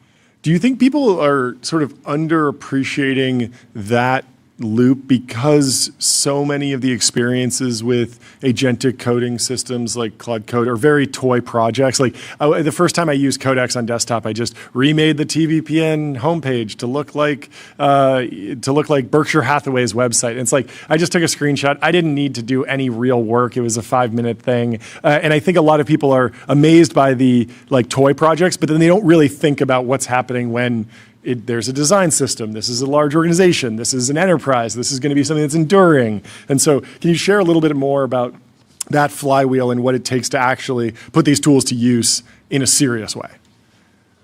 I think it's actually really important, even when maybe it's my mindset, I'm a perfectionist, but even for the toy projects, I want to go figure out what is the best expression of my fun toy project. Sure. Maybe something like a Berkshire Hathaway website is a fairly constrained form factor. And so maybe that's not the best example. It's like HTML3. I recently made, for example, my friend was like, I want to go viral in this year. And it was a birthday. My goal for this year of my life is to go viral. Okay. I'm like, that's kind of weird, but cool. Yeah. And so I made them a website. Lot of space to explore there. There's a lot of ways to go viral. Some can be good. Go on an airplane, yell at people. What I probably should have done is said, hey, go talk to these guys. But instead, I made them a website with Figma Make. Cool. And made it, really beautiful and tried a few different directions out. And very quickly got to, okay, here is sort of with some custom prompting, like a list of ways for them to go viral given who they are. And and then it's all collected together in a nice way. But even for a fun project like that, that's just like, I'm going to send to them. They're going to do whatever they do. I don't know if they're going to look at it more than a few times or even a few times. But I don't know. For me, I want to go explore wide. On enterprise, you absolutely need to go think deeply about what's going to make the best product experience for your customers. And that's not going to be just we're going to go code it up and we're going to do whatever we come up with first. You're going to go actually think through the option space and try to figure out what it is that you want to go steer towards. That is critical. And if you don't think about that as a system, if you don't actually use all the components you've standardized on, the styles, then you're not going to appear the same way to your customer throughout the entire user journey. And it has to really tie together with brand as well as your product, as well as your point of view and your marketing and your messaging. So it's super important to make it so that you're able to have all that come together. And just being in code, I think, is very linear. You might be running fast, but you might be running towards the wrong direction. Yeah. What's driving the Figma Make growth? Is that the same archetype as the Figma user? Does it diverge in any interesting ways? What can you share about how interesting ways people are using Figma Make and also how you're thinking about growing that product? Yeah. When you look at Figma Make, I think what's really cool is to see how many non-designers are using it. Okay. And that is something that we've really picked up on. It's not just the designers that are going in and making really amazing prototypes through Figma Design, but also folks are coming in and making these files and prototypes and actually full working web apps and experiences. I mean, 60% of files created in Figma Make are non-designers at this point. Wow. Which is amazing. Yeah, I mean, that was a big part of the original Figma thesis, was that there were going to be non-designers using this tool from day one. Basically, if you looked at the TAM of the business purely on a product designer basis, it didn't look like it would be the business today. And I don't think you ever had a job as designer, right? Yeah, and yet I've used user Figma every day for a decade. Yeah. So that's interesting. How do you think about the growth of that product in terms of adding plugins, features, hosting, deployment, uptime, edge distribution? That could grow into its whole thing, right? Yeah, or maybe a more simple question is where do you want to partner? Yeah. Where do you want to build yourself? Yeah. I mean, I think that we're going to see tons of partnerships for things like Figma Make, where you need to be able to pull in context from whatever systems people use, and then with that, use it to help create and help access data. But more importantly, I think that it's really key that we both create a simple surface that if you're just getting started, you can use. And also we figure out how do we make it so that you're able to go above and beyond and go really professional and do things that basically require a skill ladder to traverse. Yeah. But visual first. I mean, that's the thesis, is visual first. But yeah, Make users grew 70% quarter over quarter. I mean, we're seeing great adoption. I think people are really resonating with the product and finding all sorts of fun and awesome use cases for it. And I think there's such opportunity given the way that our active users of Make are also using Figma Design to bring these surfaces closer together, which I think is back to that divergent point, because Make is still too linear for my taste. Oh, interesting. What feature requests are you prioritizing and most thinking about, and what are some maybe more wild feature requests that Figma may not get to? Well, I mean, there's a feature request in this conversation to go do edge computing. I don't think that's going to happen. Okay. All of the folks out there working on edge computing, come partner with us. Hardware. We're not in your space. Don't worry. hardware. I want a hardware device. You mentioned taste. How have you been reacting to the taste discourse? Is taste a new? How many different cycles of taste discourse have This is the first time I ever heard of taste. Have happened since Figma was started? I think about companies like Linear, who like to me exemplify like a taste-driven company, and how many of these cycles where they're like, oh, they care about this again. Great. I mean, look, like, I think that from the start of Figma, the goal was not just to get everyone doing design or making design software usable by everybody and expanding the market. That wasn't the way we thought about it. It was like, how do we get people started on this journey where they can actually go and be more expressive, more creative, and, really start to solve problems. And, maybe it was a bit of like projection, but for me at least, I wake up in the morning, I'm like, I want to go create software. I want to go build stuff. And so how do I make it so that anyone with that impulse can just do that? That doesn't mean they're all going to have like taste and craft and epic design skills. I mean, I think for the rest of my life, I can work on that. And many designers have made that a lifelong pursuit. Yeah. There's something that's very real where you start on this creative journey and your taste level can be way above your skill level. And it's incredibly frustrating. And some people start and they just stop because they feel like I have this idea for what I want something to look like or be like, and I'm kind of like trying to make things that match that, and I can't. And that's part of why AI in general is like incredibly exciting, because it can help you close that gap faster and potentially help you close that gap almost instantly in some circumstances. But you might create 100 different outputs before getting to the one that actually meets that, level. Yeah, I think that the key thing is that you really have to go wide and explore and then challenge yourself. If you find areas where you're going, hey, actually, I don't feel like I am liking this enough, I'm not happy enough with the solution, then you got to go keep pushing. But the more you can sample the possibility space and see some things that you like and you don't like, it gives you something to react to. And I think that the constant thing is you need to be constantly critiquing and thinking about what is it that you like, you don't like, et cetera. And, people talk about agents all the time. And I'm obsessed with agents too. We all are, right? Agents are cool. But how many Mac Minis do you have? No comment. No comment. He's the reason that Mac Minis are sold out. $10K. I swear I am not Claudebot. But anyway, but yeah. But like, I think that the bigger point, going back to taste, is if an agent can do it for you, then unless you got some amazing sophisticated prompting that's super unique, like an agent can do it for someone else. And so I think that this discourse on like agents are just going to do all the things. Well, what is different about your setup than others? You at least have to have something different there in order to not think that you're just going to get the same thing everyone else is going to get. Yeah. Well, even then, I don't know if it's going to get you something extraordinary. Yeah.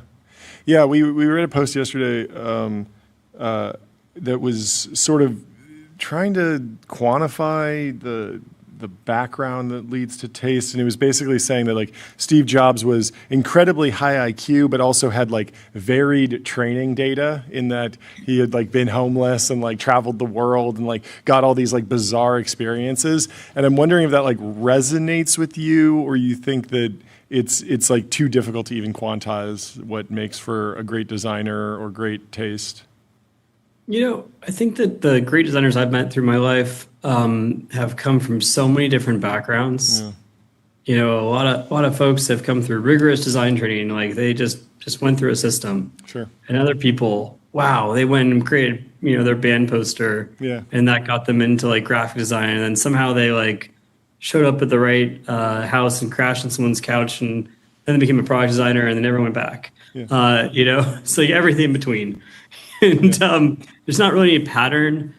Some people have traveled the world and gone on the meditation retreats, and some people are like as buttoned up as you could get and just Totally straight laced. I think that the nice thing about designers is they're so unique, and there's no pattern matching. Yeah.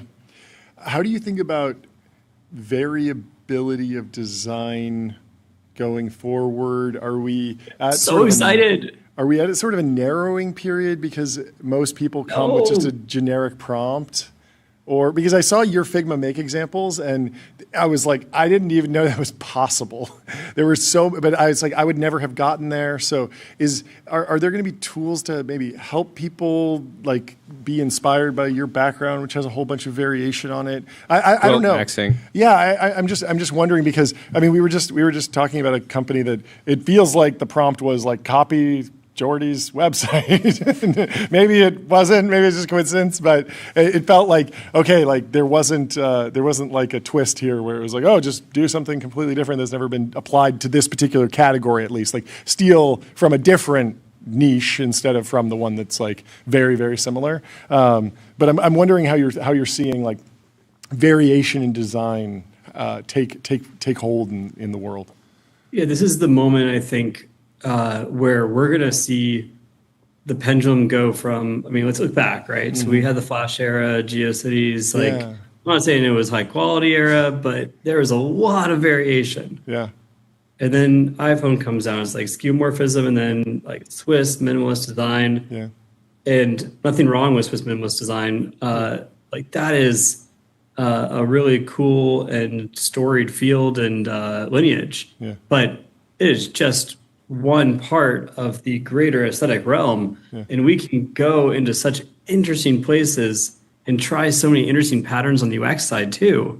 It's not just UI and the visuals, it's also the structure, the IA, the way that people navigate through these things and the interaction patterns. Yeah. And I think there's innovation that's going to be flourishing on all of it. Mm-hmm. And I'm just so excited to see the internet get like really dynamic and really visual and people try things that they just we haven't seen in a while and things that people haven't seen ever. Yeah. Because I think that that's what it's going to take to stand out now. There's been so much there. Like the exponential curve of software is just, it's taking off in a way that it's always been exponential, but now it's vertical.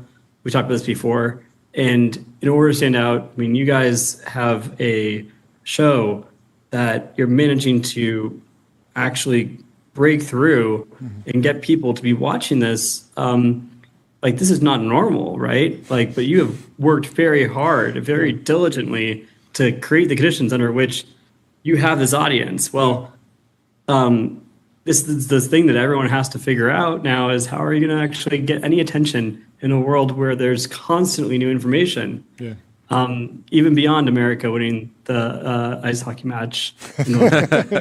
So yeah, I've been thinking about how Gen AI is impacting marketing. It's allowing somebody has like a unique idea, and then it used to be like you had like at least a month to kind of like run with that unique idea, maybe 3 months if it was like a specific campaign or something like that. And now somebody can literally fast follow you and your idea almost immediately. So good ideas always get copied, but they get copied even faster now. Another thing that I was thinking about when you were talking about kind of the explosion of UI, John had a post yesterday that he was sort of jokingly making like a BuzzFeed style listicle, like five features that could explode your LLM's usage or something like that. And one of them was like caching. Yeah. And people have had this idea of like generative UIs that's being made like on the fly. And I feel like we may like have products where that's happening, right? Like you're in an LLM and a UI is being generated, but it will still make sense. Like if there's something that happens all the time, like thousands, millions of times a day, billions, like it really stops making sense to just generate it on the fly. It's like, hey, this happens a lot. Let's make the best version of this, and we don't need to like. I had a poster on this actually, exactly this topic. I can send it to you if you want. But please. Basically the post was about how the length of time that an artifact will exist for is inversely proportional to the likelihood it's going to be generated. And I think this is true across media. So basically, like if you are writing a book unlikely that you're going to have like AI just generate your book. Yeah. Amazon booksellers would like a word. Yeah, you can just say you don't read adult romantic fiction. We get it. No. I think continue. Yeah. But like I think something that's like a ad that will live for a few hours. Totally. Like probably you're gonna have an agent that's gonna generate that. Totally. Yeah. The difference is like you're making an asset to respond to with a meme format to news. Makes a lot of sense to like put that through a Nano Banana or ChatGPT. But if you're making a billboard, maybe you're still using AI to some degree, but you're going to invest like significantly more time. I think if you're going to make a billboard that's going to cost money and it's going to be up for a month, and a lot of people are going to see it, I think you're going to have a human touch. Yeah. We actually with Weavy now Figma Weave, we we've been looking a lot at these kinds of use cases, and one thing that just we think about a lot is how you have this first prompt, but then you actually want to go and have it go through a process where you can transform and mutate it, and almost like clay that's being shaped, you can treat it like a medium to get to a final output that's amazing. So like in our earnings call, we talked about how NVIDIA, which they've actually done this as a public case study, they put the entire making of this keynote online, and they used Weavy with it. That's cool. What they did was they had all these robots, and they needed to basically get to a 20K image of this whole scene. Whoa. Like, how do you create a 20K image with perfect lighting throughout? I mean, it's really tough. Yeah. And so they had a whole custom pipeline with Weavy they did. Yeah. And just like the amount of work to go do that at scale of that pixel density is immense. And I thought their workflow was super cool. So I'll share that with you too. I love it. Cool. Please send us that. And thank you so much for taking the time to come chat with us. Thank you for having me. Always a good time. We were so fired up seeing the results from yesterday. Really a testament to how locked in the team. The team is amazing. Yeah. They're working so hard, and it's an incredible team. I'm so grateful. Yeah. And I think it's a proof point. I mean, I think that we're going to see it over and over again, whether it's the taste discourse, just customers with Figma, but the design is a differentiator. Like, figure it out, go learn design, hire your designer. Otherwise, you're going to have a hard time. That's my last message. Well, thank you so much for taking the time. Great to see you. Have a great weekend. Cheers. We'll talk to you soon. Up next, we have Peter Morales from Code Metal, and we are kicking off our Lambda Lightning round. I believe Peter is in the Restream waiting room, and he's about to be in the TBPN Ultra Dome. But the Lambda Lightning round has begun. Here we go. What's happening? Thanks for hopping on. How you doing? Great. Good. Great to meet. First time in the show, please introduce yourself and the company. Hi, I'm Peter Morales. I'm the CEO of Code Metal. It's great to meet you guys. Excited to be on the show. Extremely metal name. I'm sure you've heard that before, but I had to do it. I love the name. What got you into this? Talk about your journey, how you got here, and then we'll get into the business. Yeah, so at least for me, I started my career in defense. I graduated with a physics degree, and this was one of the areas that was like, hey, we want people with that background. And turns out it was an awesome area to jump into. You got to apply first principles, but then also build systems that had impact. And so spent some time developing, basically taking software that was written at a high level and bringing it down to low-level hardware systems. And the reason being was a big programming nerd, but also kind of understood the math. And it was this sweet spot of translating software to hardware. So I got to work on some cool AI algorithms on the F-35, and that kind of inspired me to do more work in that space. So I went over to MIT Lincoln Laboratory and started doing research in AI, got to be one of the founding members of their AI technology group, and then ended up going to Microsoft, where I was hoping to put all these pieces together and get to build like sort of more for commercial industry products that took sort of state-of-the-art algorithms and brought it down to hardware. And so I was working on the HoloLens and hoping to learn kind of these like industry best practices, and it was the same as defense, man. It was just as like hard to push the latest and greatest down to hardware, and inspiration behind Code Metal was there's got to be a better way to do this. Makes a lot of sense. Before we go further, I don't know what or how much you can share around AI in the F-35, but generally for those types of exquisite systems, like how, back when you were actually doing that work, where is AI actually be impactful in an exquisite system like that? Yeah, so you got to view it from like our perspective, which is like, hey, we're going to take these at the time kind of really cool algorithms and bring these down to ancient processors. So exquisite system, but horrible old hardware systems to actually get the algorithms running. And this was part of the DARPA ARC program. So it's like adaptive radar countermeasures. So the idea being is, hey, I've spotted you in the sky and I'm going to go ahead and like try and take you out now.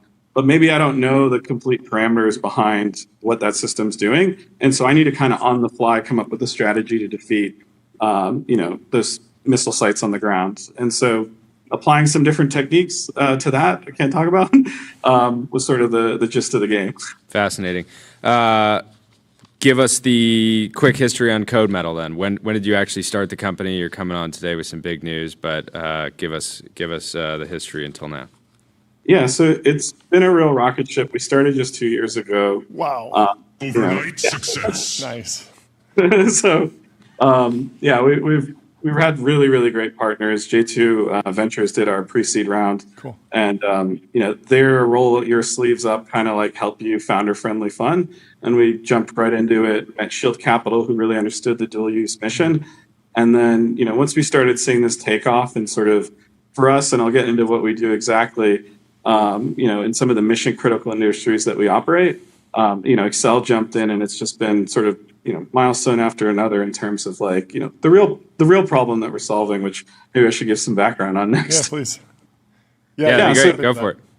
Yeah, there's this explosion, of basically AI-generated code, and it's great. You can build an MVP, but I'm sure all of you have been working like with, Claude or OpenAI, and maybe you've asked it like, "Are you sure?" Or like, "Is this right?" Don't make mistakes. Yeah, exactly. Yeah. Build me a brake system, no mistakes. Yeah. And you say you're 100% sure on this. Yep. Yeah. And then it's like turns out to be wrong. Take off from the aircraft carrier. You're good to go. Yeah. No You're not crazy. So the idea here is like we want to answer that question. So as much as we're an AI company, we're an AI verification company, and that means inherently these systems are stochastic, right? And so you can't necessarily rely on AI to check AI. And so we're leveraging a lot of techniques, both from sort of traditional test verification and formal methods, to basically prove as you work your way through these hard software challenges that we have done the identical thing that you put in. And in this case, we can't rely on natural language. Like writing a prompt is not a good way to define how like an exquisite system needs to operate. And so we're not like a low code or no code, we're a high code, shop. And we focus on basically solving software problems that are the real tall tentpoles in production, namely moving from MVP to production for some of like the biggest industries, and defense being obviously one of those based on our backgrounds. Very cool. Take us through the funding round. What happened? Yeah, so exciting news to announce today. We have announced our Series B, 125 million at 1.25 billion. Massive. And tell us about the new president and COO. How'd you meet? What is he going to be doing? Why is that an important role to fill? And I think that's the second big announcement for us. We've been really heads down, a bunch of us, engineering nerds, and also starting to grow into business folks like Laura Shen. She joined us from National Security Council, had a background at Uber, and really was sort of like my main teammate on the selling side.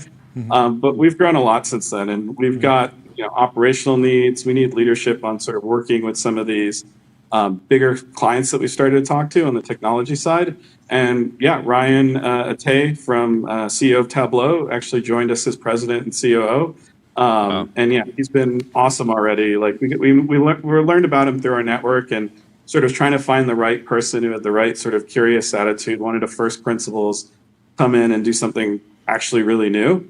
And he's been an awesome force, just experience working with some of your NVIDIAs of the world, the different partnerships that he's had at the places he's deployed. He knows our customers, and so having him on the team has just been awesome.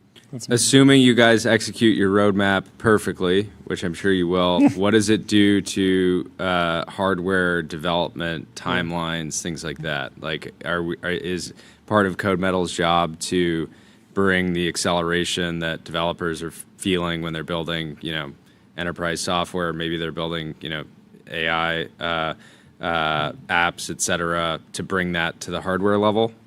Yeah, you're nailing it. So like, a lot of these industries have had they're not one generation behind and I want to use AI tools. They're like many generations behind, even what you get if you're like a cloud developer. So, I look at it as three different things. The first is like getting actual features, acting like you're a vertically integrated software hardware company, because all of a sudden you can push things directly to hardware and see those things run on whatever system. So that's sort of our rapid development vertical. Then you've got code portability. So they're huge supply chain problems. So, we talked to, for instance, like the Army, and they've got, hey, we wrote all this code for NVIDIA GPUs. Like, it's ours. Like, we've developed it. We maybe have supply chain issues here. Can we run on a different piece of hardware? Mm-hmm. All of a sudden, that's going to gum up the works. They're going to have to pay every contractor to rewrite the code. Yep. They could translate that. That solves programmability. That solves supply chain issues. That's another huge area of growth we're seeing. And the finally is like legacy systems. Like, there's been so much investment in code that thou shalt not touch, and we just put a box around it and talk to it. Being able to update those and deploy those has been another big area of growth for us. It's awesome. Very important work. Thank you for everything. Code Metal is accelerating. It's heavy metal. I love Customers are accelerating. It's very metal. Yes, and congratulations on the funding round. Yeah, congrats to the whole team. And thanks so much for coming on the show. At this rate, I'm sure you'll be back on in Q2. We'll talk to you soon. Have fun out there. Have a good one, Peter. Cheers, Peter.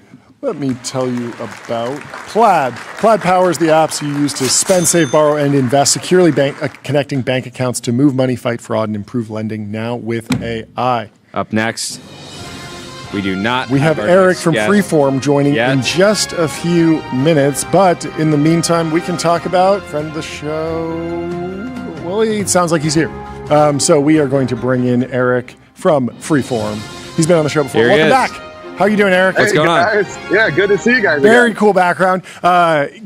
Kick us off with an explanation. These are all squat racks that we're seeing, right? Yes. Yeah, these are just fancy looking things. They don't really do anything. What you're looking at behind us is our next generation manufacturing platform. Very cool. We call Skyfall. Mm-hmm. It'll be the fastest and most automated laser melting platform on the planet. I think last time we talked, we had talked about how we were getting ready to design and build this, and now we're almost done building it. Yeah, amazing. What else happened? There's some news. Oh man, lots of amazing news. We just closed a big Series B, $67 million. We gotta hit the gong. Amazing. Amazing. We've talked about getting a gong in the office too. I love it. You should. We know the finest gongs manufacturers in the country. So happy to give a reference. Yeah, we'll have to get. You'll have to pass those along to us. It was led by Pandion, Michael Linz of Linz Capital, NVIDIA participated, Founders Fund, Threshold, Two Sigma Ventures. We've got an amazing cap table of investors with deep expertise in operational scaling and deep tech space. It's been great. Amazing. Where's the biggest source of customer growth coming from? Like what products are actually getting made, at least that you can talk about? Yeah, for sure. I would say there's growth across a lot of different sectors. Demand has outpaced capacity, which is amazing, and we're building a substantial backlog. It's been fantastic. Obviously, there are a lot of critical industries out there. The geopolitical climate of the world today, where flexible manufacturing is becoming much more and more important. Shortening iteration cycles, being able to scale up quickly. These things are just super important in that space. And then, you're just seeing, I think this, the advancements in AI are driving, advances in engineering, in design, in access to information that is accelerating product design, which then people, want to build faster and scale faster. So there's all these kind of forces that are driving advancement in all sorts of different industries or problems these industries are looking to advance manufacturing technologies to solve. Talk about aerospace or maybe building airplanes generally. I imagine that we're not using freeform to make the fuselage, but are we talking about the seatbelt buckles or blades inside of a jet engine? Like at what scale are we operating here? Yeah, for sure. Great question. No, we're not making the fuselages. I think we're not a hammer looking for a nail. Sure. Or a hammer looking for a face. That's right. That's right.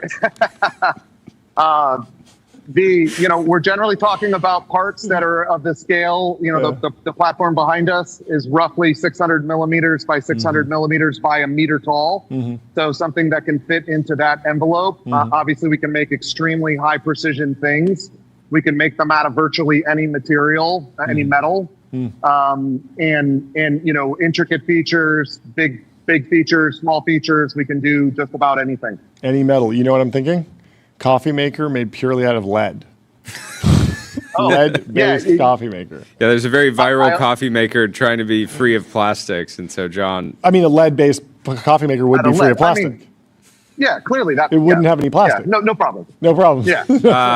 How much have you scaled up the team since we last chatted? Yeah. Where's that going? Yeah, it's fantastic, and I want to add on to my answer to your last question too.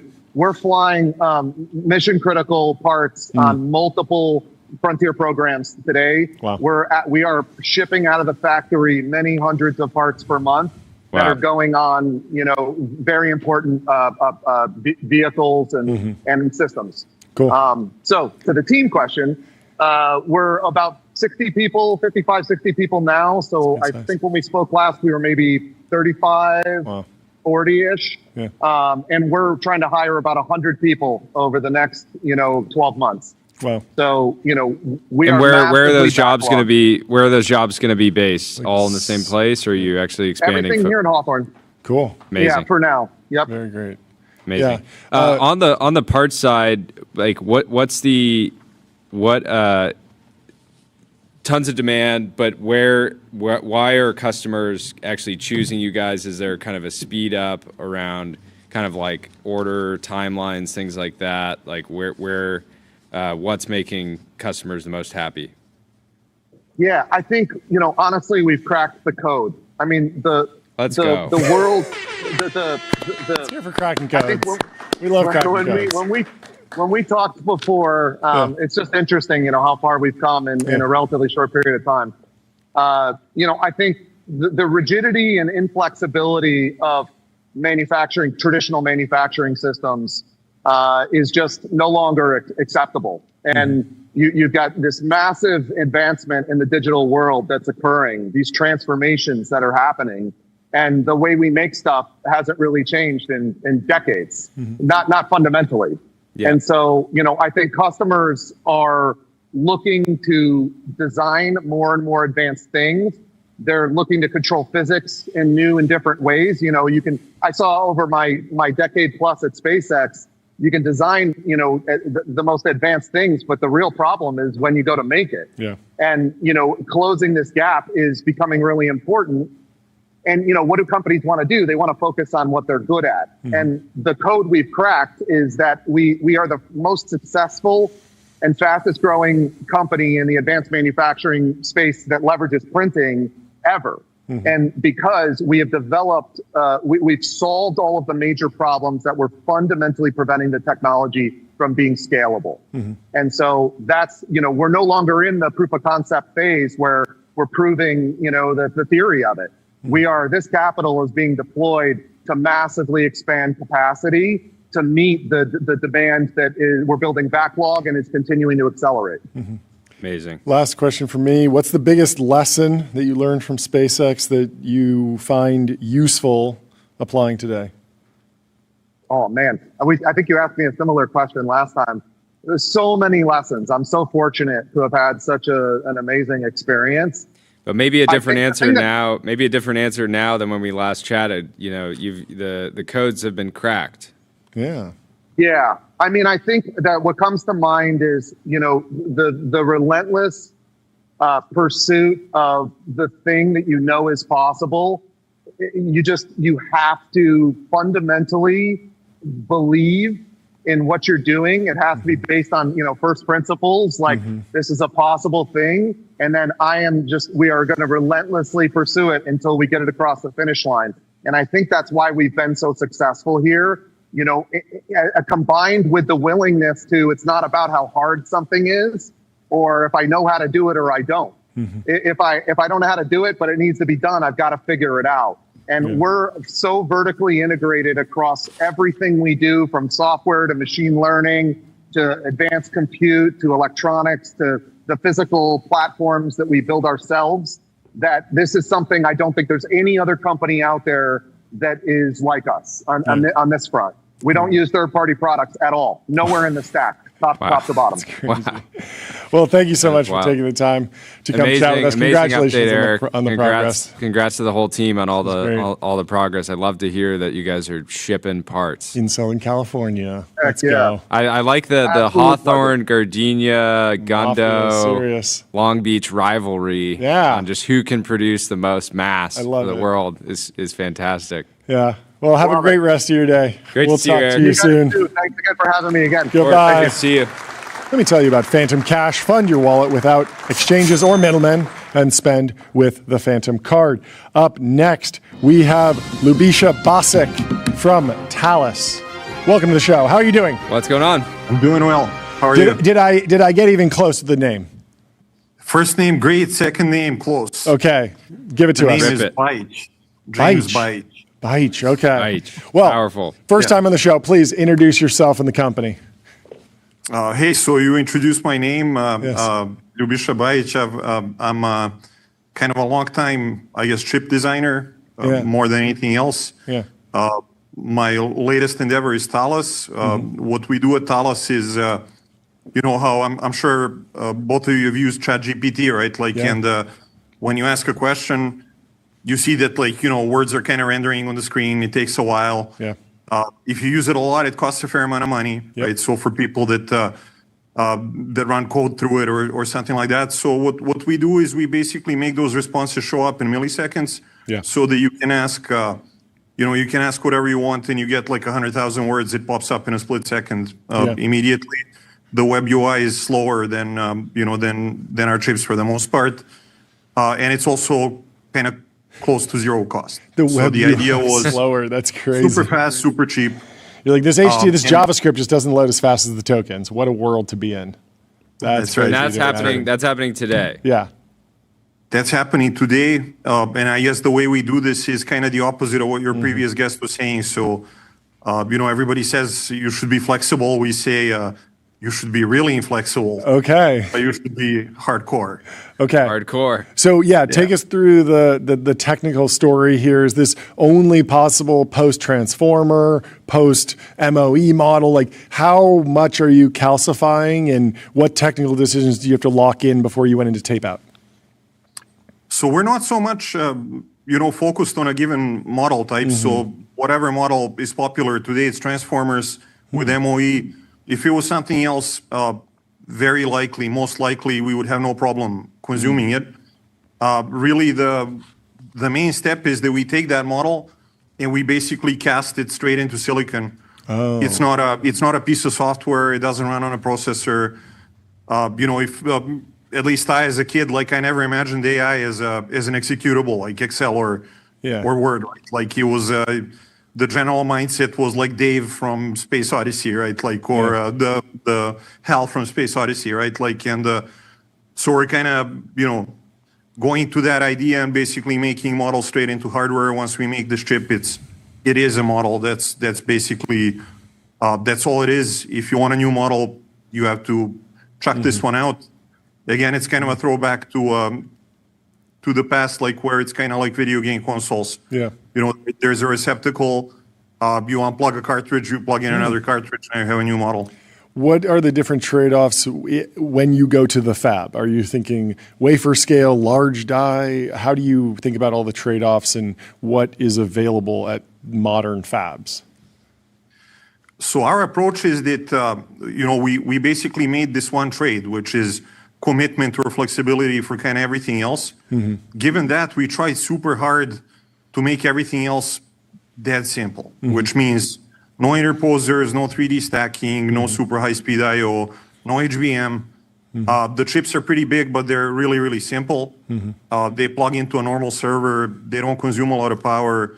You can cool them by air. You don't really need, you don't need anything but old school data centers. Yeah. So it's essentially, we made it such that there's this one, sort of compromise that we make you take. Yeah.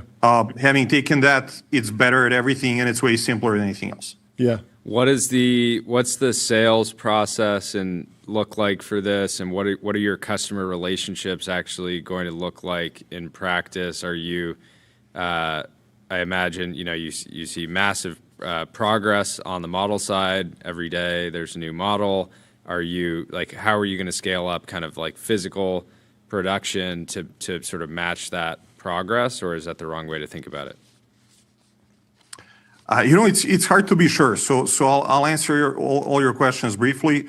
So on the first one, our default plan is that we're bringing out a inference service, and we're gonna let users basically get to tokens directly. Obviously, we aspire to having large customers like the big AI labs or hyperscalers. It's just that if your default plan involves closing, what have you, Microsoft, it's a bad default plan, right? It's not an easy, it's not an easy step. So it's not that we're not doing it, but we're doing something that's going to bring us to customers and allow iteration, and it's fully within our hands, right? It doesn't involve a big uncontrollable step. To your second question, we might, so our approach starts winning at about 3 months of holding the model. Even if you swap them every 3 months, we still win. At a year, we win by a lot. So at this level, it's really hard to call, but I feel strongly that there's applications that can certainly tolerate having the same model for a half a year at a time. Yeah, what exactly those are, I don't know. Yeah, someone was saying yesterday that GPT 3.5 still gets a shocking amount of so much money. Yeah, it's crazy. Yeah, so the other day, GPT 4.0 was retired. Yeah, there was a bunch of sort of negative remarks on the internet. People are sad and angry that it's gone and so on. So, I mean, we definitely want to be at the leading edge. We think that it's actually quite doable. But in the end, where the line is, where sort of people are comfortable with the commitment we need, time's going to tell. Right? Yeah. How much is AI accelerating the translation from the model weights or the model architecture into an actual chip design? So in our first generation, not a lot at all. We use it, but lightly. For our second generation, we're actually trying our best to maximize the amount of stuff that AI does versus what people do. So we're aggressively moving that boundary, and the cutting edge models have gotten good enough that they can really help a lot. We started about 2 years ago. That wasn't the case back then. It's a new phenomenon. Yeah, makes sense. Kind of a wild card. How are you thinking about what we expect is an explosion of new AI hardware devices? We're hearing about pins and in-ear things. Is this something that could end up in a consumer electronic device at some point, or is it better suited for more of these data center or kind of enterprise applications? So I think it's suited to both, but we're initially targeting data centers, and we made these big chips for that reason, as opposed to something that's smaller form factor could fit in a device. Really, mainly driven by the fact that this kind of avalanche of pin and such has been announced now. It's been 5 years away for kind of multiple sets of 5 years potentially, right? Yeah, let's not talk about VR. And you can obviously make a hardware device that can deliver AI without having the chip locally. Yeah. So. Well, Jordy, anything else? No, let's hit the gong. Okay, yes. Tell us about the news. How much did you raise? We actually, the special thing about today is that we've launched our first product to the public, right? We did raise some money. that we didn't announce. Actually, we raised a bunch of money. We hit like kind of nirvana where we can live off of interest. Let's go. With like $220 million raised total. Yeah. But what we're really proud of is that we spend money super slowly and that we really are living off the interest, right? That's amazing. Well, congratulations. Where can people go?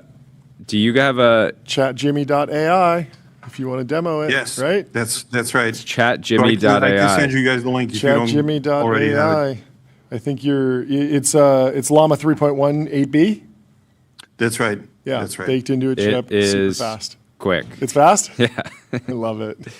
It is instant, faster than it almost seems faster than my eyes can process. That's the point. I think that's the future. Very cool. What we're shooting for. Well, congratulations. Awesome. It was great to meet you. Thank you. For come back anytime. Great meeting you both. Very Yeah. important. Thank you very Congrats much for having to the team. me. We'll talk to you soon. Yeah. Cheers. Goodbye.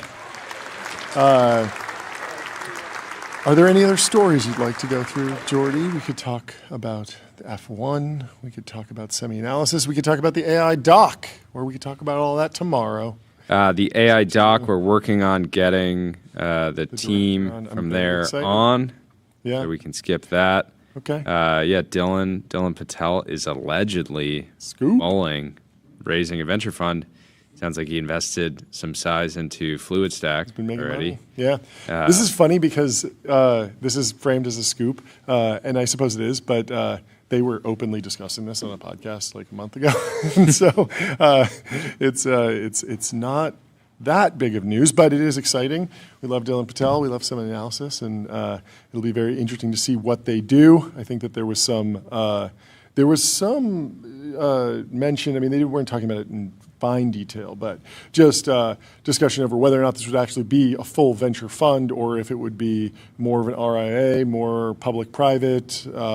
There's a variety of different strategies, and Dylan knows a lot of different folks in the ecosystem. Obviously, he works with a lot of hedge funds, and so there's a lot of opportunity up and down the stack, not just in the private markets. And every venture fund has sort of a different strategy. When you have this level of analysis, rigor, data, understanding the markets, there's a whole bunch of different ways to express that financially. And so I'm very, very excited to see what happens. And good luck to the semi-analysis team out on the fundraising trail.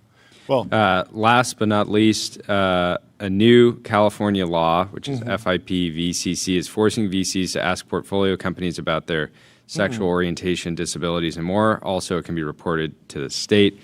The team at AngelList built a new system to help funds and AngelList comply without ever seeing individual founder responses. This seems very important to preserve founder privacy everywhere. We've decided to make the system available to any fund for free, regardless of who they work with for fund admin. So obviously a bunch of funds are running on AngelList, and we'll have this built in, but important that everybody be able to use this. Seems like I remember when this law was originally proposed. Being Did it actually pass? Sounds like it. Oh, okay.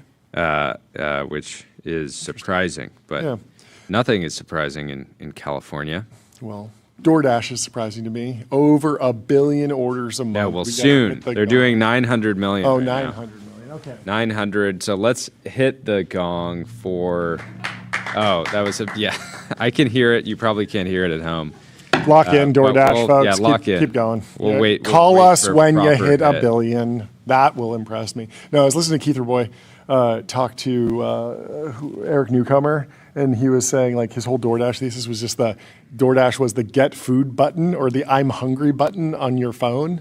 And then there's a whole bunch of hard work that you need to do to actually deliver food, but the consumer impulse was just I'm hungry, and you push the button and you get food. And it has worked to the tune of 903 million orders per month. I wonder if there's more around Christmas. Do they always see a December bump? No, not really. Huh. December was a good month for them. They jumped. They actually jumped in March in 2021. I don't know if something happened, but have they ever had a down month? I don't know. Think on this so. chart, They had a rough time in September of 21. Coming out of COVID, it went from 345 to 347. Barely any growth, but I don't think they've ever had a truly down. This is quarterly, I guess.